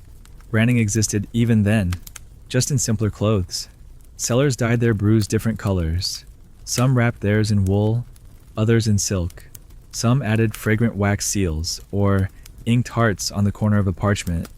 And all of it was performance, marketing, but also ritual. When you opened a packet of crimson-dusted berries and inhaled the faint scent of cardamom, something shifted. Whether or not it changed, the other person didn't matter. It changed you. You had done something. You had crossed the threshold from wishing to acting. Historians still argue about how much of this was commerce, how much was con, and how much was real belief. The line is blurred. A merchant might know his rose salt was just rock salt and beet juice, but still feel, deep down, that it had something. That's how belief worked in the marketplace, flexible, elastic, enough to shape itself around desire. And the people who came to buy, they weren't fools. They knew the potion wasn't guaranteed, but it gave them a role. It gave them a step to take when words failed, when courage fled. The potion was a tool, and sometimes that was enough. You stop beside a group of women examining tiny ceramic jars. One opens hers and dabs a bit of the paste behind her ears. Do you think he'll notice? She asks her friend. The friend shrugs. He'll notice something. That's what these concoctions offered, not control, but presence, attention, a shift in the air. You could walk past someone and leave behind a scent that made them pause. You could serve them tea and watch their hand tremble slightly on the cup. That moment of tension that maybe was what people bought. Not love itself, but the space in which love might arrive. And of course, the sellers weren't always honest. Some peddled snake oil, or worse. A few sold dangerous brews, nightshade tea, cantharides, even mercury-laced tonics. Some buyers got sick. A few died. But most love potions weren't deadly. They were inert, harmless, a story in a bottle. And the people who bought them, most didn't want to cast a spell. They just wanted to stop feeling invisible. They wanted to be seen. And if a bundle of herbs could bring that, even briefly, who could blame them? You walk now past the edge of the market, toward the open field where the caravans gather before moving on. Here, the sellers fold up their stalls, tie their wares in cloth, and prepare to carry belief to the next town. You see one woman brush dried petals from her apron, then slip a small bundle into her own pocket. For herself, perhaps, because even the potion makers long for love. Even they needed reminders, a little warmth, a little attention, a little hope. And so the market fades behind you, its sounds growing quiet as the sun climbs higher, and you carry with you the scent of cinnamon, the whisper of dried apple, the sense that even in the most ordinary places, people reached for something extraordinary, for a chance, for change, for the brief illusion that love might be chosen, not just chanced upon, that someone, somewhere, might drink what you offered and finally look your way. You wander now into a cramped workshop that smells like soot and beeswax, past wall of tarnished copper instruments, and shelves sagging under glass vessels filled with liquids in shades of gold, plum, and moss. This is the world of the alchemist, not the folkloric village herbwife, not the sly market peddler, but the scholarly, obsessed figure who believes the entire universe can be boiled, distilled, and recombined. You see a man hunched over a flame, stirring something thick and bubbling in a crucible. His robes are singed, his fingers ink-stained. Around him are pages filled with charts of the moon's phases, planetary alignments, and symbols you don't recognize. And among all the formulas for turning base metal into gold, among the pages on elixirs of life and filters of sleep, you notice something else, a list titled Binding Affections. Because not all alchemists sought riches, some sought love, or at least a recipe for it. In this space of logic and fire, the love potion becomes something else entirely. Not a superstition, but a formula, a mystery to be solved. The idea was simple: if every emotion had a root in the body, if lust was heat, if affection was moisture, if longing was imbalance, then surely it could be manipulated, balanced, induced, controlled. And so alchemists experimented, just as they did with metals and gases. They mixed mandrake with mercury, nettle with saffron, ash of rosewood with fragments of bone, not to charm someone by magic, but to alter their humors. The science of the soul, they believed, had a recipe. It was just a matter of discovering it. You begin to see how deeply this line of thought ran. One 14th century alchemist wrote of a sanguine tincture that, when inhaled in steam, made the subject more susceptible to tenderness. Another manuscript, translated from Arabic, described a potion that draws warmth to the chest and mind, that the heart may incline toward the speaker. These weren't love spells in the modern sense. They were treatments, experiments, attempts to identify which ingredients move desire and why. Historians still argue whether these alchemists truly believed in their formulas or used them to impress patrons and clients who needed solutions to their romantic failings. But the fact remains, love was a problem the alchemists tried to solve with heat and time. Of course, not all alchemical love experiments were noble. Some were designed to manipulate. There were drafts written to instill compliance, to dull suspicion, to create fondness where none lives. These border on the sinister, especially when you realize they were often commissioned by men of power. A nobleman might ask an alchemist for something to soften a wife's resistance. A merchant might request a mixture to make his rival forget bitterness and show affection. It was chemistry repurposed as charm. The intentions weren't always romantic.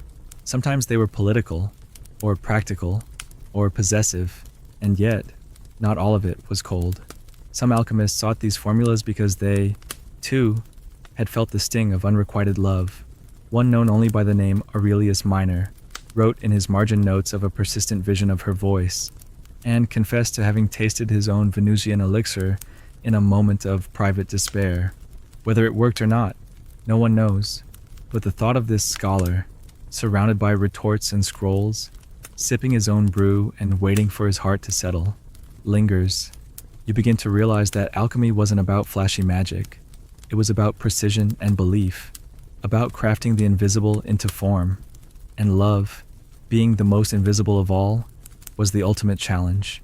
The ingredients used in alchemical love potions were often rare or strange: coral powder, magnet filings, powdered pearls, and the milk of figs all show up in surviving recipes. Some called for gold leaf, believing its incorruptibility could transfer to affection.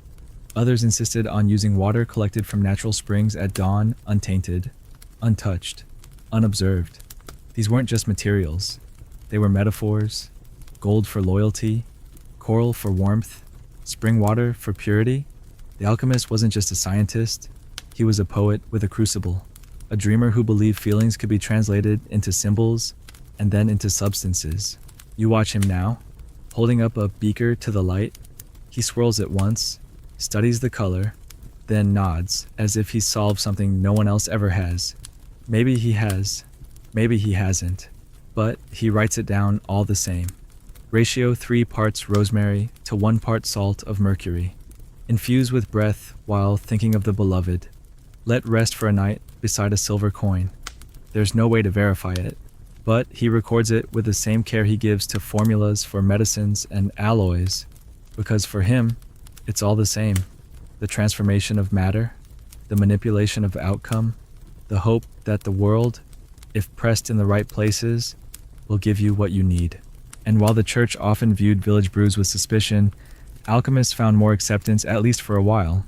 Their language was veiled, their texts difficult, their methods cloaked in science. That gave them protection. A village woman mixing herbs might be a witch, a robed man muttering in Latin beside a flask, a scholar. And so, many early potions that originated in folk practice were repackaged by alchemists with new names, new logic, and sold back to the nobility as discoveries. The knowledge cycle repeated, the mystery grew. But even the alchemists weren't free from risk. Some poisons were mistaken for cures, some brews, left too long to ferment, turned toxic. Others just didn't work, or worse, worked in ways that were unexpected. You hear of one case in Prague, where a man drank a love tincture and became convinced every woman he saw was his soulmate. He wandered the streets weeping and proposing to strangers until his family confined him. Whether the potion caused it or his longing finally cracked open his mind, no one could say.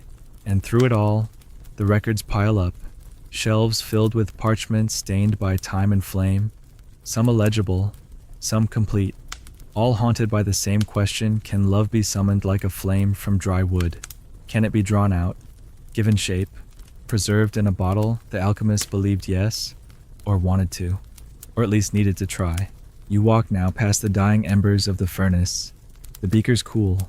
The scent of rosemary and melted beeswax lingers, and you think of the quiet, disciplined hands that spent lifetimes trying to translate the flutter of a heartbeat into substance. Not to harm, not always to seduce, but to understand, to make the soul a system, to turn feeling into form, and perhaps, more than any other place on your journey, this room, this hot, candlelit chamber of symbols and steel makes you pause. Because here, love wasn't a wish or a prayer. It was a problem, a pursuit. And sometimes, that pursuit was the love. You step now into the echoing halls of a medieval castle, where cold stone corridors twist like secrets, and servants slip silently between chambers, always carrying something and never asking too much. But tonight, something different stirs. A lord's banquet has ended. The fire still glows in the great hearth. Goblets are half drunk, meat bones gnawed clean, and yet no one leaves the room. Because tonight, there is talk of enchantments, of potions, not in jest, but in whispers laced with tension. You hear the word loyalty said a little too carefully, affection with too much weight, because here, in this sharpened world of inheritance and rank, love potions weren't just fantasy or flirtation, they were weapons. If you think the battlefield was the only place to manipulate a rival, you've never watched how affection bends a crown. And in the courts of power, desire could be conjured, redirected, or destroyed with the right mixture served in a silver goblet with a smile. You begin to notice how love potions became deeply entangled in politics. A marriage alliance was never just a romance, it was a treaty, a flirtation, a signal of allegiance. If a noblewoman married into another house, she carried influence, land claims, and the future of her lineage. What better tool to influence such unions than a brew that made someone more open, more willing, or less guarded? Some of the most notorious royal courts, Burgundy, Aragon, the Valois dynasty in France, were filled with stories of love potions used not for seduction, but for strategy. A daughter in love was easier to negotiate. A son enchanted was easier to redirect. And if he disobeyed, well, maybe someone else had tampered with him. You see, it was never just about who loved whom. It was about who should, who was meant to. And when emotions didn't align with politics, people panicked. So they turned to intervention, not through counsel, but through concoction. There are records quiet, murky ones of advisors consulting alchemists for adjustments to their prince's temperament, a bit more sweetness, a bit less rebellion, maybe a tincture to soften the heart before an arranged engagement. Nothing overt, nothing labeled love, just subtle influence, a veil across the will. Historians still debate how widespread this was. Some claim it was rare and exception, not the rule. Others argue that court records are filled with the shadows of such practices. After all, love potions were rarely named outright. They were euphemized, hidden under phrases like elixirs of harmony, comforting draughts, bridging waters, but the intent was the same: to bend human emotion for political ends, to grease the path between obligation and affection, to make duty feel like desire. You can't help but wonder how many historical romances were sparked not by glances, but by chemistry of the literal kind. And of course, it didn't always work. There are stories of nobles refusing betrothals, despite every cordial offered, of queens suspecting their husbands had been tampered with, only to retaliate with their own brew. In some courts, potion rumors led to imprisonment. In others, quiet dismissal. The idea of false love lingered like smoke.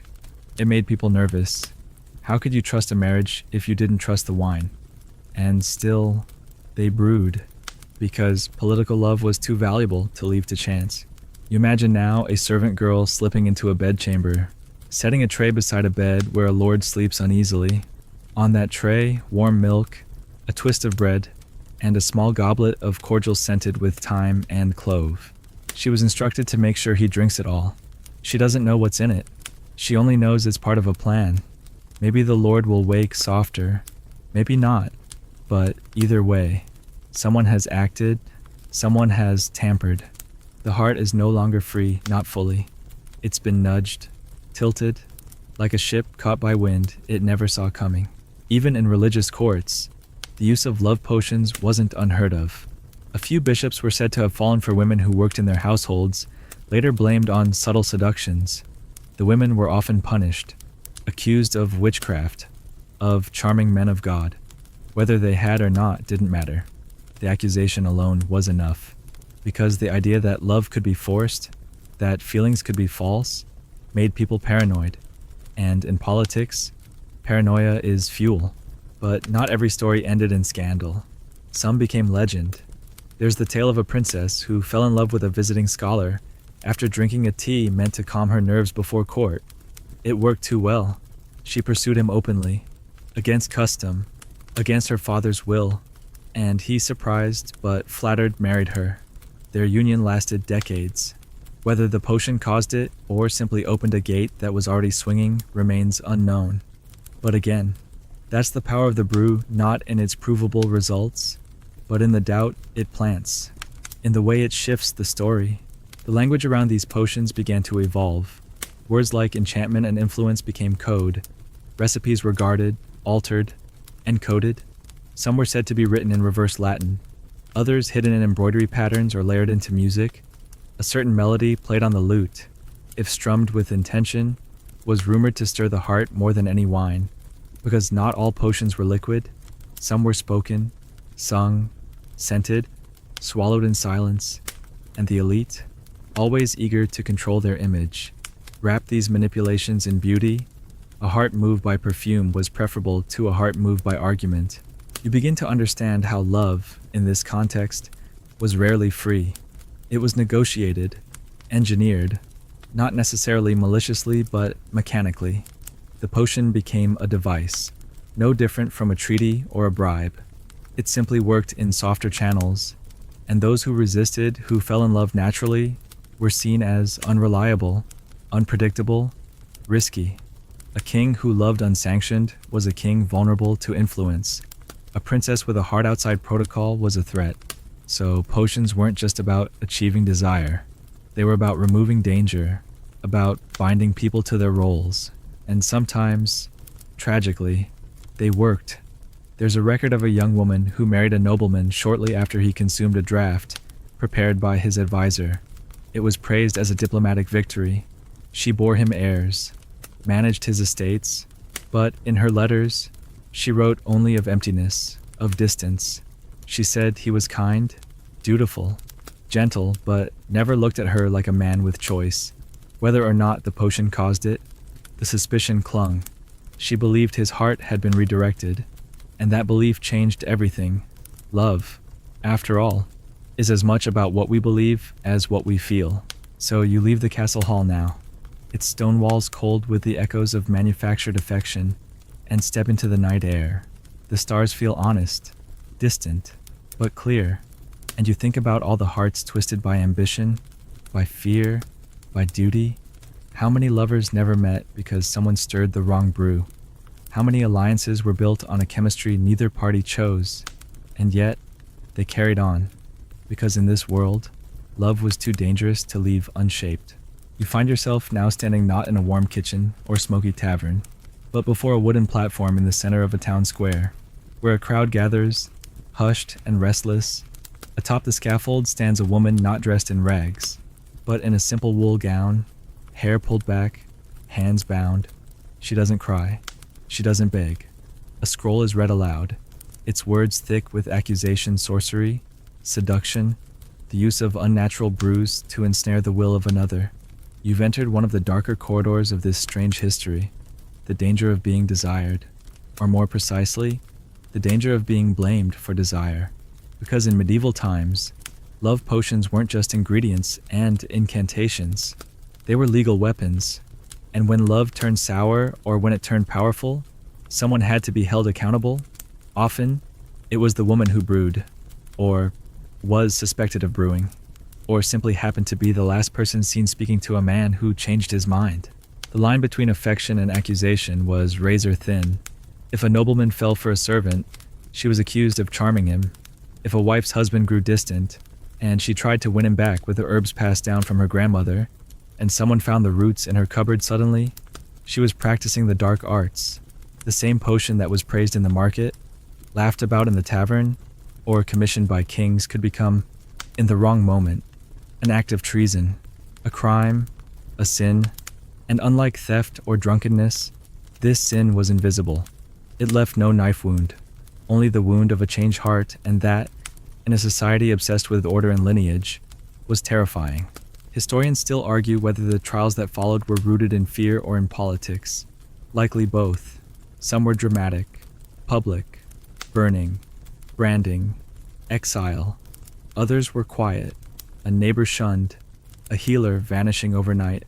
The charge of using a love potion was especially insidious because it masked so many other things: unwanted pregnancy, forbidden relationships, betrayals of class or religion. You couldn't always punish someone for being loved, but you could punish them for causing it. You could call it unnatural. You could say, he would never have chosen her unless bewitched. That way, no one had to confront the discomfort of disobedient desire. And this wasn't just superstition in rural corners. Legal codes across Europe included language about maleficium, harm caused by magic. In many places, love potions were classified alongside poisons. The logic was chillingly simple: both altered the body against its will, both could kill, one softly, one slowly, one in smiles. But a corrupted will that was just as dangerous as a corrupted liver, especially if it affected inheritance, especially if it changed the fate of a family name. So, the potion was feared not only for what it did to the heart, but for what it did to power. You watch now as the woman on the platform raises her chin. She's asked whether she used herbs to lure the merchant's son. She says she only gave him mint tea for his stomach. Whether that's true is almost beside the point. The town has already decided. They whisper about the way he stared at her, about how he left his betrothed days later. No one speaks of how unhappy he looked before. No one remembers that he was often seen crying behind the stable. They only remember the sudden change. And in a world obsessed with cause and effect, someone had to be the cause. Someone had to have tampered with his soul. And so she stands here, accused not of love, but of disruption. The deeper you look, the more you see how women became the default scapegoats, especially older women, widows, midwives, healers, the ones who knew about herbs and pulses and timing, the ones who didn't fit easily into a role. A young girl using a love charm might be dismissed as foolish. An older woman using the same charm might be labeled a witch. The ingredients didn't change, but the interpretation did. And that's the core truth. Love potions weren't inherently threatening. But the idea that someone had the power to influence love, that was dangerous. Especially when that someone didn't belong to the ruling class. Especially when that someone was female. You picture a healer in a village, a woman who's helped dozens through fever, childbirth, and grief. One day, she offers a young bride a blend of chamomile and clove to keep his heart near. It's a kindness, a tradition.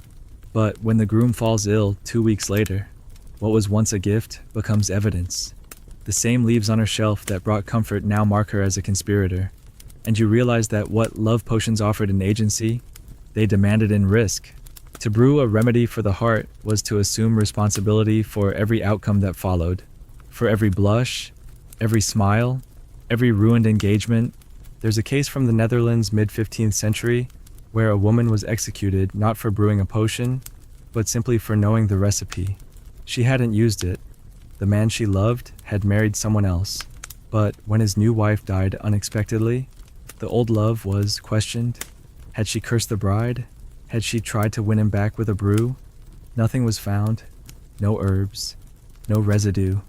But a neighbor remembered her asking about heartroot years before. That was enough. You begin to feel how fragile life became when knowledge itself was suspect, when memory could be a crime. Still, people didn't stop brewing. They brewed more carefully. They whispered their ingredients. They buried their scrolls. Some began to encode their recipes in songs, verses about flowers, and weather that passed as nursery rhymes, but held detailed instructions for those who knew how to listen.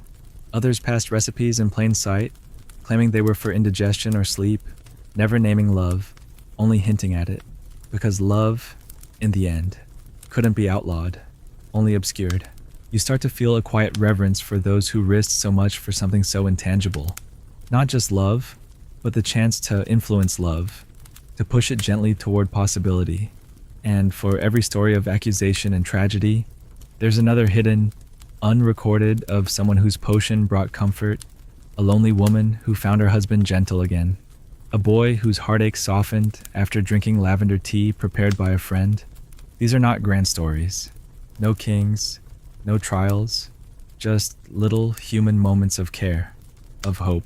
As the woman on the scaffold is led away, you hear murmurs rise, not all of them condemning. Some sound doubtful, sad, angry, because even in judgment, people recognize love. Even when twisted by law or fear, something in the crowd sees the truth.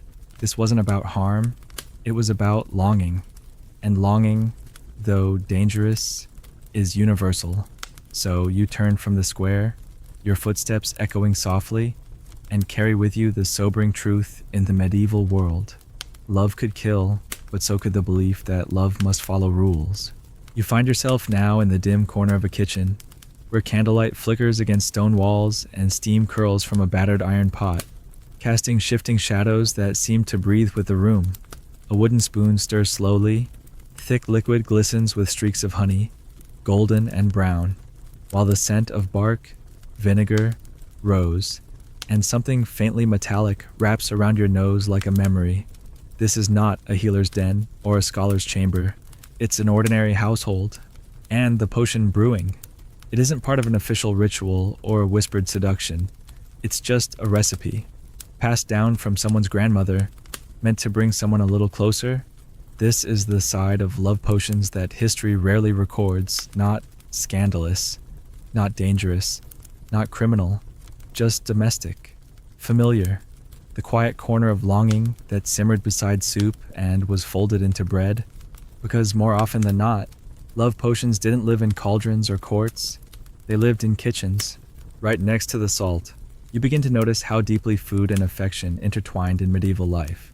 A meal wasn't just sustenance, it was ritual, a place of connection, a performance of care.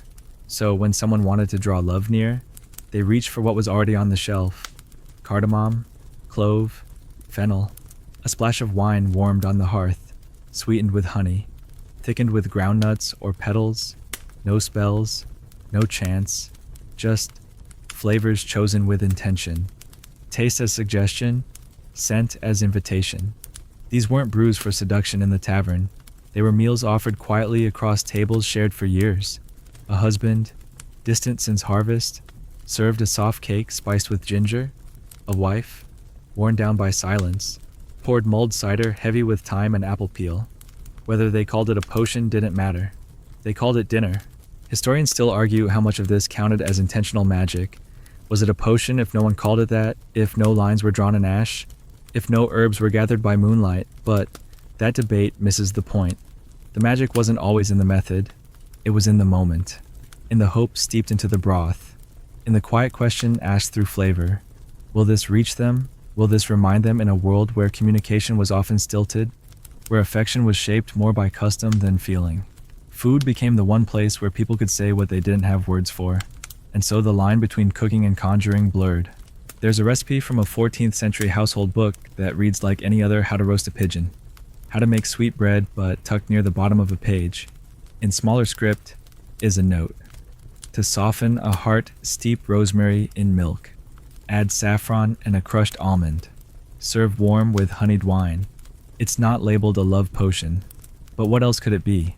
And it's this kind of record, not the bold proclamations of alchemists, or the panicked scribbles of court interrogators, that tells you the most, because it shows you how ordinary the extraordinary became, how deeply love crept into daily life, not as lightning, as seasoning.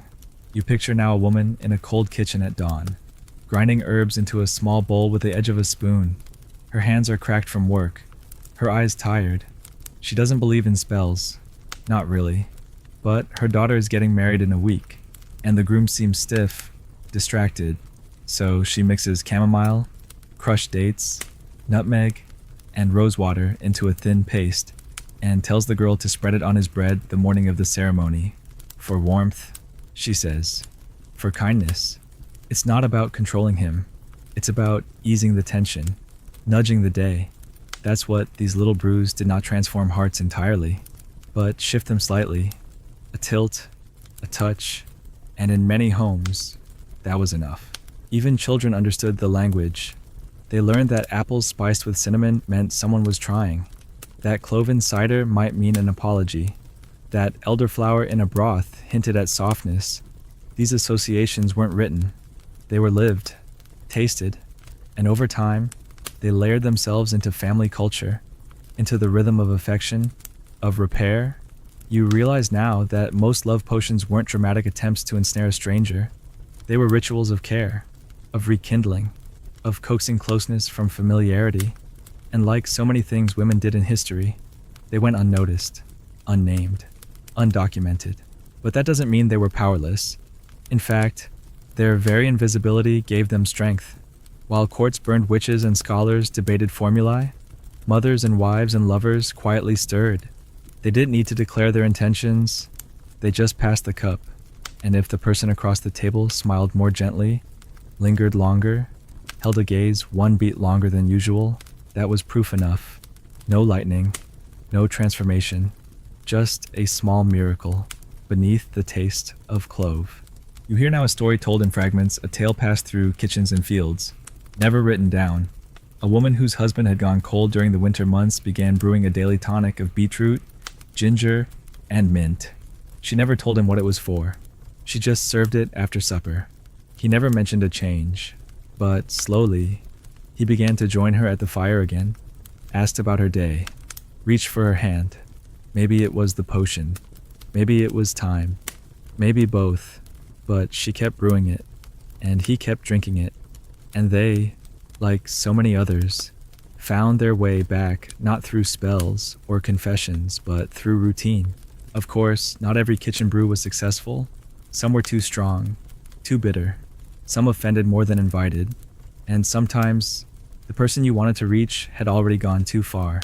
No spice, no sweet could fix what pride had hardened. But people kept trying, because cooking was the one thing you could still do when everything else seemed beyond your control. You could still prepare something warm, still offer it, still hope. And that's what love potions were. At their most honest hope, boiled down, dried and crumbled into a recipe that could be passed to a neighbor, a niece, a daughter. You walk now through a village at dusk. Smoke rises from chimneys. Somewhere, someone is pouring broth into a clay bowl, adding just a pinch of thyme. Someone else stirs jam into wine, serving it with bread that's still warm from the fire. No one calls it magic. No one calls it a potion, but they are offering a part of themselves, and the person receiving it might not even realize how carefully they're being asked to come closer. And as you return to your own quiet space, the room dim and still, you carry with you this truth. Love potions were not just legends or weapons or scandalous secrets. They were often gestures of kindness, of care, of quiet repair, stirred beside onions and leeks, served in cups already cracked. And whether they worked or not didn't matter as much as the fact that someone tried, that someone believed, even for a moment, that love could be shared not just in words, but in taste, in warmth, in the simple grace of offering something, not to take, but to give. You sit now beside a worn wooden table, pages scattered before you, some crumbling at the edges, some barely legible, others marked with strange diagrams and looping handwriting. These aren't recipes from households or royal physicians. They're collections of strange beliefs, records of things people swore by, but never quite proved. Because for every pinch of rosemary or drop of rosewater, there were also ingredients that stretched the boundary between superstition and surreal. Welcome to the world of animal parts and awkward beliefs, the most unsettling chapter in the strange history of medieval love potions. Here, ingredients were chosen not for taste or scent, but for symbolic power, folklore, and sometimes plain desperation. You see a powder made from dried lizard tail, said to inspire obedience, a tincture made from beaver glands castoreum believed to arouse the blood. Even now, your stomach shifts a little. But in the medieval imagination, where everything had a correspondence and meaning, these things made sense, kind of. It starts with the basic logic of sympathetic magic, like effects like, if you wanted a potion to bring warmth and lust, you used ingredients associated with heat: cinnamon, pepper, ginger. But if you wanted something more primal, more consuming, you turned to animals, especially animals seen as virile, persistent, or oddly shaped. A snake's skin meant transformation. A hare's heart was linked with passion. In one record from 15th century Germany, a love sachet was described as containing dried bat wings, rose petals, and fingernail clippings tied in red silk and worn beneath the clothing. The bat, they believed, helped in piercing the soul of the beloved. Never mind that it probably just smelled horrific. Symbolism mattered more than comfort, and belief mattered more than truth. You begin to realize that the human mind will cling to almost anything when faced with longing. When desire is unanswered, it becomes a kind of madness, quiet, slow, corrosive, and in that madness, logic twists. A woman once baked a pie with breadcrumbs soaked in her own blood.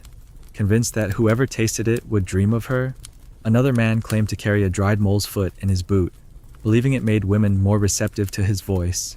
Whether these stories are real, embroidered, or entirely invented is difficult to tell, but the repetition of them across time and place suggests that people found comfort in the grotesque, as if extremity proved seriousness, as if love required sacrifice. Historians still argue whether these extreme ingredients were actually used, or simply threatened, rumored, passed along like ghost stories. Perhaps it was a kind of bluff. A girl might tell her rival, "I slipped owlbone into his tea," just to unsettle her. A merchant might say his mistress used beetle dust to keep him loyal.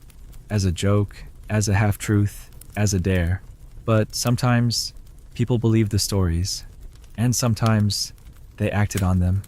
One court record from Florence tells of a young man who became violently ill after drinking a cordial made from mint, lemon, and mystery meat. When questioned, the woman who gave it to him swore it contained only the tongue of a dove, as if that somehow made it less disturbing. You can't ignore the clear line between these concoctions and bodily fluids, either. A whole subset of potions relied on what we'd now call deeply unhygienic additions: sweat, tears, saliva, even menstrual blood. The logic was again symbolic to bond someone to you. They must consume something of you. It wasn't about flavor. It was about essence. There's an old Italian folktale about a widow who mixed her blood with wine and served it to a passing knight. He fell into a dream state for days. When he awoke, he couldn't remember his own name, but remembered hers. Coincidence, fiction? Who knows? But even the existence of such stories shows how far people were willing to go, or at least imagine going, to escape the agony of indifference. And this wasn't only the realm of women. Men, too, used odd potions.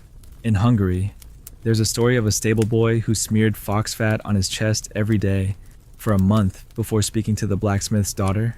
He believed the fox's cunning would enter his blood and make him more desirable.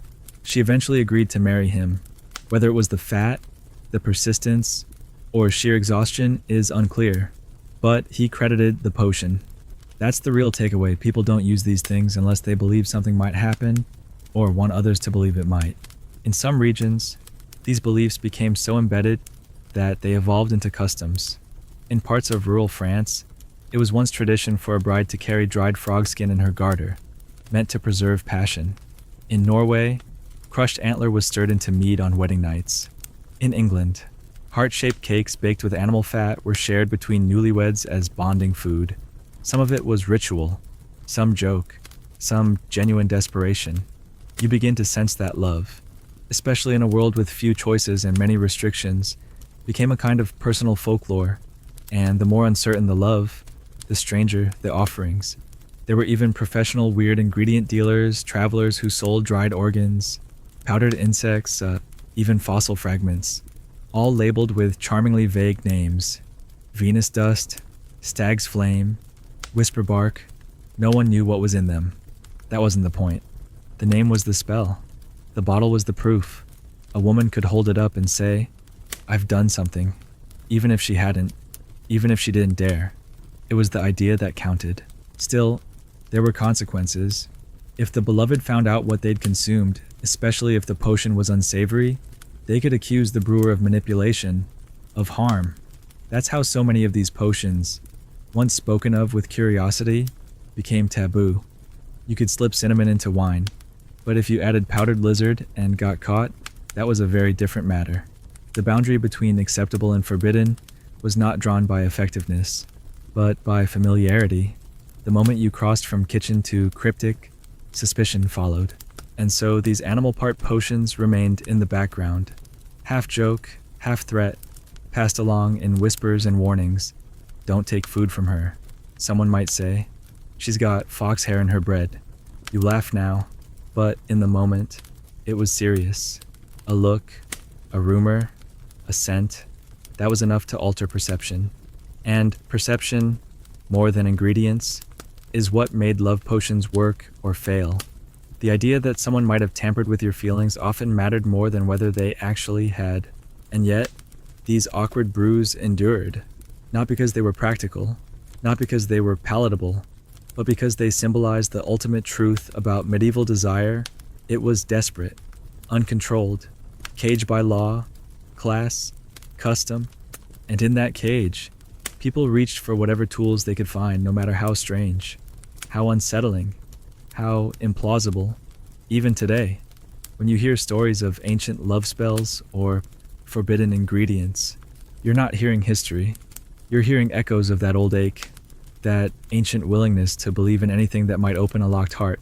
So now, as you sit and let the discomfort settle bat wings, blood pies, powdered bone, you begin to feel something else beneath it. Sympathy, not for the methods, but for the motive. Because who hasn't, at some point, wished for a shortcut, for a formula, for a spell that might just make someone feel what you feel, if only for a moment. And maybe that's why these awkward beliefs persist, because somewhere deep down, we understand them. You walk now beneath the boughs of a forest just beyond the village edge, where the trees stretch taller, the air grows quieter, and the ground is soft with old pine needles and forgotten footsteps. The sky is dimming just enough to cast shadows, and you find yourself thinking of stories whispered at firelight, the ones that begin with a lover's wish and end in something else entirely. Because not all love potions were gentle or sweet or innocent. Some worked too well. Some, perhaps, worked exactly as intended. And that was the real danger.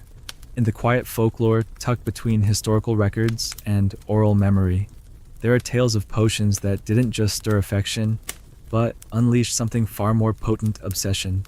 Desire that bloomed not like a rose, but like wildfire, a force that took root, spread fast, and refused to be controlled. And as you listen to these stories, you start to see the truth no one wanted to admit. Love potions weren't always about getting someone to notice you.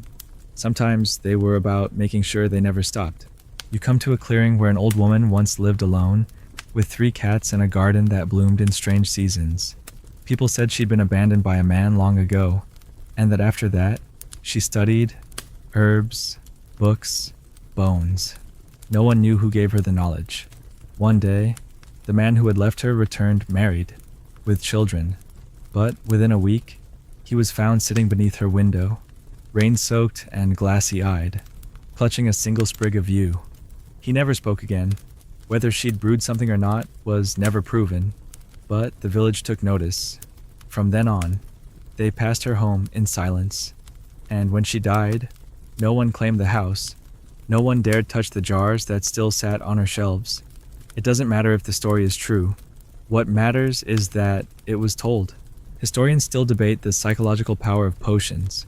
They point to records of lovers who seemed transformed, suddenly doting, obsessive, unable to be parted from the object of their affection. But was it the herbs, or the human heart itself, responding to the idea of enchantment? Was it self-fulfilling belief? Or did some potions genuinely alter the chemical balance of the mind through alkaloids, hallucinogens, or neuroactive compounds we now understand far better? The records don't give us clear answers, but the consequences are there, etched in behavior. The man who left his estate behind after drinking a cordial from a traveling peddler, following the woman who gave it to him across 2 provinces, the woman who fell into violent jealousy after sharing a meal steeped in unknown herbs. Stories that suggest not just stirred affection, but emotional possession. The kind of love that binds too tightly. You realize now that love, once tampered with, doesn't always behave. That stirring someone's longing can awaken not just connection, but attachment, need, fear, control. And this is where love potions shift from tender to terrifying. In one case, from Portugal, a farmer's wife was accused of slipping her husband a nightly draught of wine steeped in belladonna and vervain. At first, it made him attentive, then obsessive, then paranoid. He followed her from room to room, refused to let her speak to neighbors, insisted she stay in his sight. When he died of unrelated causes, the community found jars buried behind the house. They say she never stopped using the potion because she was afraid what might happen if he stopped drinking it. That's the paradox. A potion may bring someone close, but once they're close, you fear losing them. So the cycle repeats, again and again. Even more chilling are the cases where the love potion outlasted love itself. A person continues to cling, to obsess, even after the feelings of the brewer have changed. There's a story from a village near Prague. A young girl brewed a potion to win the affection of a soldier. It worked, or seemed to. They married within months. But as time passed, she found herself suffocated. He became possessive, convinced she would leave him, even though she'd long stopped using the brew. When she tried to run, he followed. When she begged him to forget, he swore she'd tied his soul to hers. She disappeared. He wandered the town alone for years, mumbling her name. The villagers began to say he was cursed, but others whispered he was just in love too deeply, too blindly, too long. You can see how these stories blur the line between devotion and madness, between love that nurtures and love that consumes.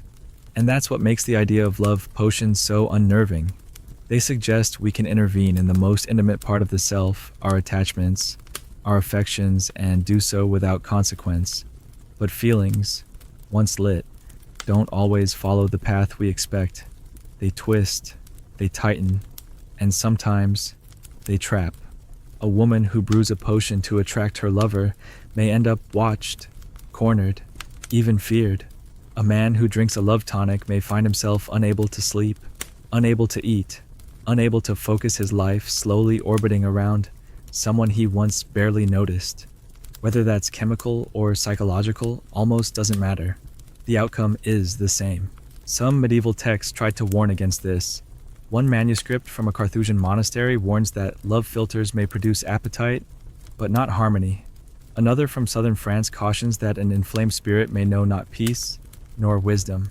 And yet, the same text often lists ingredients anyway, hedged in language, disguised in metaphor. They couldn't stop people from trying. They could only leave a caution, because the human heart, even when warned, still believes it can aim love like an arrow, still thinks it can brew affection and drink devotion, still hopes to light a fire without burning down the house. You pause now at the edge of the forest clearing, feeling the weight of all these tales, the brews that did too much, the feelings that grew past their borders, the desire that became dependence. It's uncomfortable, but also honest, because in every era, love has walked hand in hand with obsession. It's not a modern problem. It's always been here. And love potions, however symbolic, were just one way people tried to manage that chaos. To hold it, to name it, to keep it from slipping through their fingers. And even now, centuries later, we see echoes of it. In the perfume ads that promise to make you unforgettable, in the dating apps that claim to calculate compatibility, in the wellness tonics sold with hints of intimacy and connection. The language is modern, the ingredients more refined, but the wish is the same: to be loved, to be remembered, to be needed, perhaps a little too much. So as you return from the forest, the night cool on your skin, you think of all those who once stirred a pot not to harm, not even to seduce, but simply to hold on, to avoid being left behind, to feel, for just a little while, that love was certain, that it would stay, even if it had to be brewed, even if it had to be fed like a fire, day after day. And perhaps the scariest part of all is this: it sometimes worked, but only for a while. You find yourself now deep within the echo of old prayers' stone corridors that smell of damp parchment and melted tallow, where robed figures glide between candlelit chambers carrying texts older than memory.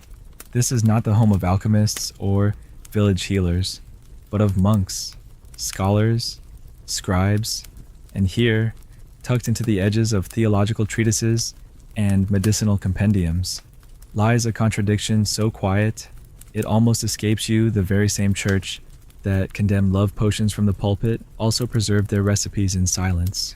It's one of the stranger turns in this long story. Publicly, the church fought to draw a moral boundary between lust and virtue, desire and devotion, yet privately, it copied, cataloged, and even experimented with the very tools it warned against. Because not every potion was meant to inflame the body. Some were meant to ease the soul, and in monasteries, where human contact was scarce and longing fermented in quiet minds, the line between healing and feeling blurred. You begin to understand that many monks were not just scribes, they were custodians of forgotten knowledge. They transcribed herbal texts with care, copying Greek, Roman, and Arabic sources that included everything from treatments for gout to recipes for warming the heart.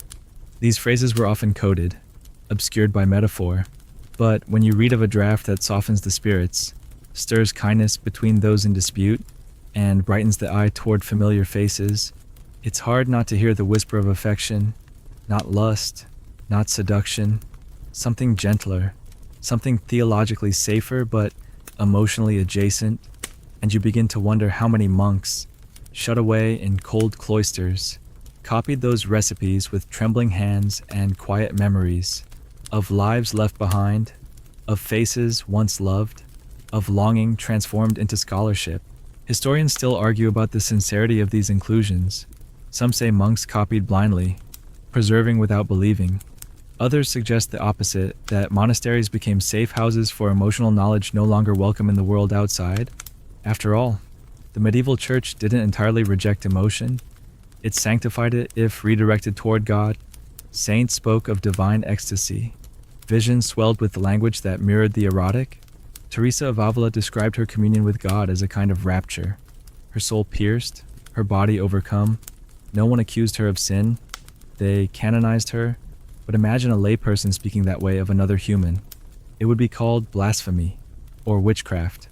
And so the monasteries became a place to contain the paradox, to hold both reverence and repression in the same cup.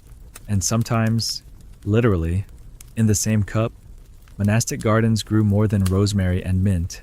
They cultivated damiana, valerian, angelica, herbs known to soothe the nervous system. Yes, but also to stir warmth, to ease melancholy. A Benedictine recipe from the 12th century describes a tonic made with mead, cinnamon, and ground dates, meant to lighten solitude. The dosage is precise, the intention vague, but loneliness, after all, was not a sin. Acting on it might be, but easing it, that was medicinal, or at least excusable. And in that fragile semantic space, monastic love potions quietly endured. You picture a monk alone in a tower room, copying a recipe from a borrowed Arabic text, his ink running low, his thoughts flickering. The potion is said to reawaken the heart toward a distant beloved.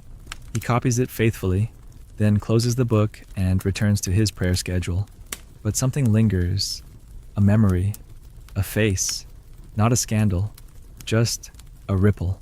And the knowledge he preserves is not forbidden, not exactly. It is simply quiet, tolerated, because it serves no immediate threat, and because no one, least of all the monk, will ever admit it out loud. Even within the clergy, contradictions appeared.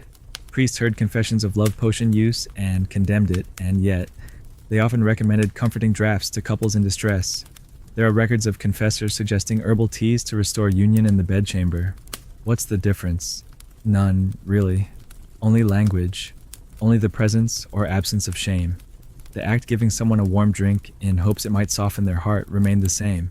But if it was done within marriage, it was healing. If outside sorcery, this hypocrisy ran deep. In one case from 15th century Florence, a monk was discovered brewing a cordial for a local widow. He claimed it was to ease her digestion, but the mixture wine, clove, fennel, and damask rose was known for a different effect. The abbey punished him quietly, moved him to a more remote posting.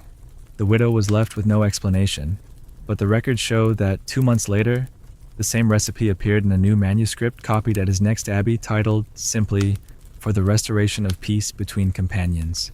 You begin to sense a patterned silence, then preservation, rebuke, then repetition, as if the church itself couldn't help but archive what it condemned. Even some saints became entangled in this subtle contradiction. Hildegard of Bingen, mystic and abbess, wrote extensively about herbs, and while her tone was always moral, she admitted that certain plants stirred joyful warmth and clarified the gaze between companions. She framed it as harmony, as balance, but anyone reading between the lines can see she understood desire, and she didn't erase it. She placed it inside the broader story of human wellness, spiritual, emotional, and bodily. That, too, is a kind of potion, a holistic one. You sit now in the imagined stillness of a scriptorium, pages rustling, the scent of ink and wax thick in the air. A monk dips his quill, pauses. The line he is copying speaks of a flower that binds together those whose hearts have grown distant. He hesitates, then writes it anyway. Not because he believes in sorcery, but because he believes in people, in the idea that we need tools, we need stories, we need small, manageable ways to say what we're too afraid to name. And that's perhaps the quietest, most enduring truth of love potions. They weren't just made to change others. They were made to express what couldn't be spoken, to give form to longing, to turn fear into action. And for monks sworn to silence, removed from family, distanced from touch, that longing didn't disappear. It just changed shape, became gentler, folded itself into remedies, into careful language, into recipes written on the margins of theology. You rise from the desk now, your back stiff, your hands smudged with imaginary ink. The candles have burned low, and you carry with you a strange reverence not for the power of the potions themselves, but for the quiet courage of those who preserved them, not as scandal, but as memory, not as defiance, but as tenderness, because even behind stone walls, even within the bounds of devotion, the heart beat its old rhythm, soft, secret, steady. You drift now into the hush of vellum and whispered shame, into the brittle archives where forgotten testimonies and sealed confessions lie buried under centuries of dust and judgment. What you find here is not formula or folklore, but aftermath. The part of the story that comes after the brew is drunk, after the glances have lingered too long, after the illusion begins to unravel, because not all love potion stories end in union. Some end in regret, some end in silence, and some end with the exact thing the potion was meant to prevent: absence. What remains are fragments scribbled pleas in court records, unsent letters tucked in priestly margins, and the weary scribbles of those who tried to account for a feeling that escaped their hands like mist. You begin to realize that, behind all the secrecy and ceremony, many of those who turned to potions were not manipulators or mystics. They were just people. People trying to hold on a little longer. People who couldn't say what they needed to say until they poured it into a cup. But once the cup was empty and the taste gone, life resumed. And sometimes that life was lonelier than before. Take the record of a woman in Bruges who, during the trial of her neighbor for seductive sorcery, stood up and said simply, "I too brewed the same for my husband. He still left." The room reportedly went silent. The court didn't convict her, but neither did it answer her. She wasn't defending magic. She was testifying to its limits. And in that single sentence, she pierced through centuries of belief and fear, because love potions, for all their mystery, were never spells against reality. They couldn't fix cruelty. They couldn't cure indifference. They couldn't force love to stay where it had already gone. And when they failed, they left behind something heavier than heartbreak shame. You imagine now a man sitting by himself at a wooden table, rereading a letter over and over. A letter he wrote while under the influence of something, perhaps a cordial served by a lover, perhaps his own imagination. In the letter, he promised things: land, marriage, children, but he never sent it. Days later, whatever had stirred inside him faded or shifted, and he was left unsure whether the feelings were real or manufactured. That's one of the cruelest legacies of the love potion. Not obsession, not scandal, but doubt. Did I love her? Or did she make me? Did he return to me? Or to the thing I placed in his cup? This question echoes throughout the archives, unanswered, and perhaps unanswerable, because once a potion is involved, even genuine affection becomes suspect. Historians still struggle to interpret these cases. Many records are fragmentary, ambiguous, but the emotional residue is unmistakable. You read of a widow who wrote to a local cleric asking whether her husband's final months of kindness had been true, or the result of the nightly draft she added to his cider. She wasn't accused, she wasn't afraid, she was grieving, but she needed to know had he come back to her, or to the honeyed wine she laced with fennel and clove. The cleric's reply survives. What kindness is not, in some way, stirred. Let it be enough that he returned. It's a beautiful sentiment, and a heartbreaking dodge, because what she asked for was certainty. What he gave was poetry, and this lack of certainty haunted more than individuals. It haunted entire communities.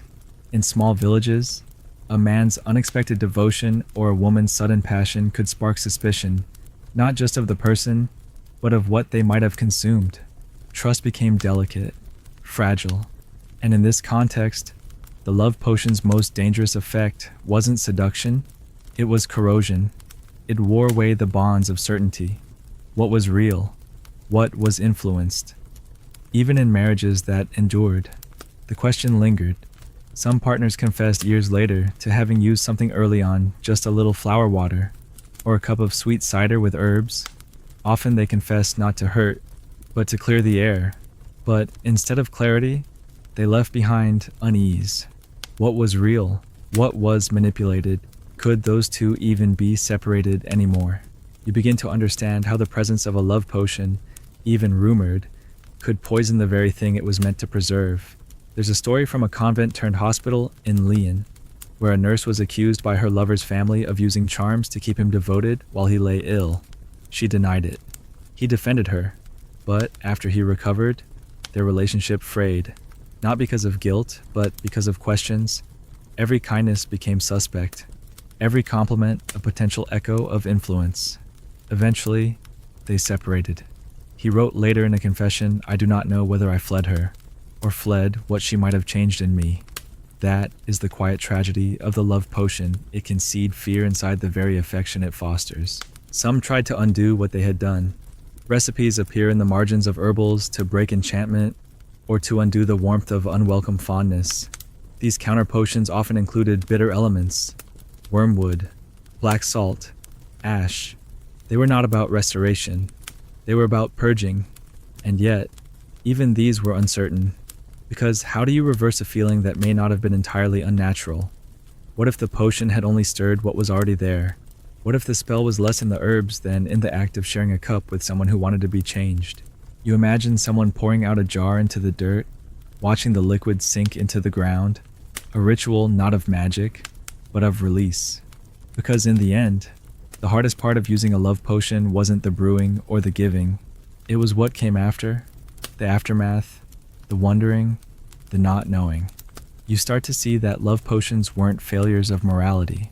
They were failures of faith. Not religious faith, but emotional faith, the kind that says, if I show myself, you'll stay. The potion was a hedge against that risk, a shield, a whisper saying, just in case. And when it didn't work, or worked too well, the person was left facing the same truth they'd feared all along, that no magic in the world can guarantee that someone else will love you back the way you need them to. Still, the records show that even after failure, people kept the jars, kept the recipes, sometimes for years, as if the act of brewing had become part of their identity, as if they couldn't quite let go of the version of themselves who once believed. There's a note found in the drawer of a deceased apothecary. Unsigned, I never found the right one. But I did believe it would happen. Every time I stirred, that's what remained. In the end, not power, not transformation, but belief. The belief that love could be helped along, guided, made possible. It was a fragile belief, but it was often all people had. So you sit now at the edge of this long tale, surrounded not by flames or scandal, but by the soft sighs of those who tried, and tried, and tried again.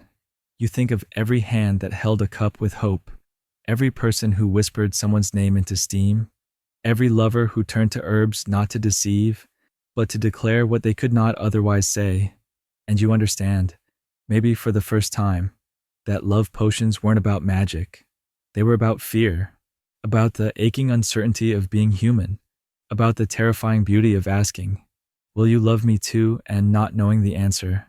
You sit at last on the quiet banks of time, the tide of this strange history lapping gently at your thoughts, and you look out over the long, winding course of the medieval love potion. It began in kitchen corners and monkish libraries, in smoky inns and royal bedchambers, brewed by trembling hands in the name of desire, of power, of hope. And though the jars are long empty, the shelves long dusted, their scent lingers, not the scent of roses or cloves, but of something more fragile belief, the belief that the heart, so often wild and unknowable, might be coaxed, the belief that love might be stirred like soup or steeped like tea, the belief that feelings could be measured, dosed, administered like medicine. As you trace the arc of that belief, from ancient herbals to court scandals to whispered regrets, you begin to feel its persistence not as a relic, but as a rhythm, something still pulsing in us today, soft and unnamed. You realize now how deeply woven these old potions were into the very structure of medieval life, not as myth or marginalia, but as mirrors. They reflected the deepest tensions of the time, the friction between arranged marriages and personal longing, between religious devotion and bodily yearning, between power and vulnerability. Love potions were never really about chemistry. They were about contradiction, about navigating a world that demanded order, while the human heart remained chaotic. In a world where choice was rare, where women were bartered and men were bound by lineage, the idea of influencing affection, of changing fate with a sip, was not wicked. It was revolutionary, even if it was an illusion. And yes, they were illusions. Many of them: dried apple peel and honeyed wine, beetle shells and basil, powdered stone and rosemary sprigs. None of it guaranteed love. And yet, somehow, they worked. Not always in the way the brewer hoped, but in the way belief always works. It changes behavior. It makes people act. A man who believed he'd been enchanted might pursue a woman more intently. A girl who brewed a tea with her own trembling hands might gain the courage to speak what she could not otherwise voice. The potion didn't cause love, but it gave love a stage, a script, a chance, and sometimes that was enough. Historians still sift through the records, trying to parse which ingredients had real effects, which stories are fabrications, which cases were misreadings of coincidence. But that misses the real story. The love potion, like love itself, was never about certainty. It was about vulnerability. The act of making one was an admission of need, a declaration that you were willing to try something, anything, to be seen, to be touched, to be chosen. That vulnerability is what makes these brews so haunting. Not their strangeness, not their danger, but their tenderness.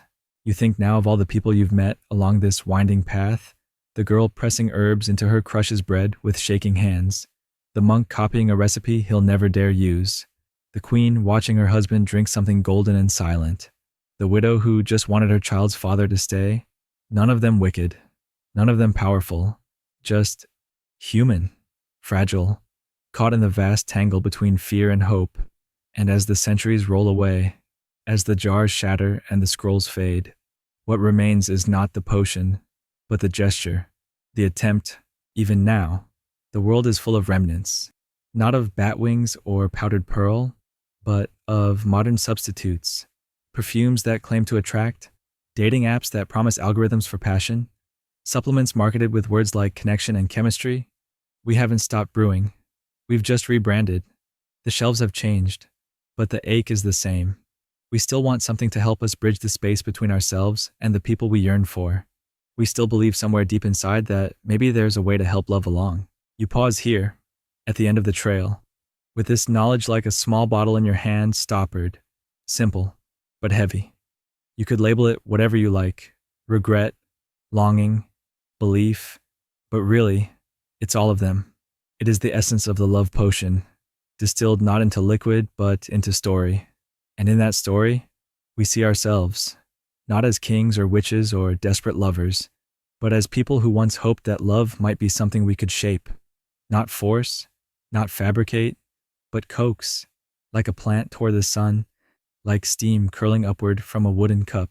So the next time you pass a spice shelf or see steam rising from a mug, you might remember this once. People whispered over such things. Once, they stirred with purpose. Once, they tasted and waited and prayed. And not because they wanted to deceive, but because they wanted to connect. Because love, then as now, was not easy. It was terrifying, and beautiful, and uncertain. The potion didn't promise happiness. It promised possibility. And that, in the end, is what we all seek. Not a guarantee, but a chance, a door, however small, opening toward warmth, toward being understood, toward having our feelings returned. The potion was never magic. It was meaning, a way to say, I am willing to risk this, even if it fails, especially if it fails, because to love is to risk, and to risk is to live. So now, as the last traces of this strange and tender journey settle over you, you begin to feel a deeper quiet, the kind that doesn't ask for conclusions, only reflection.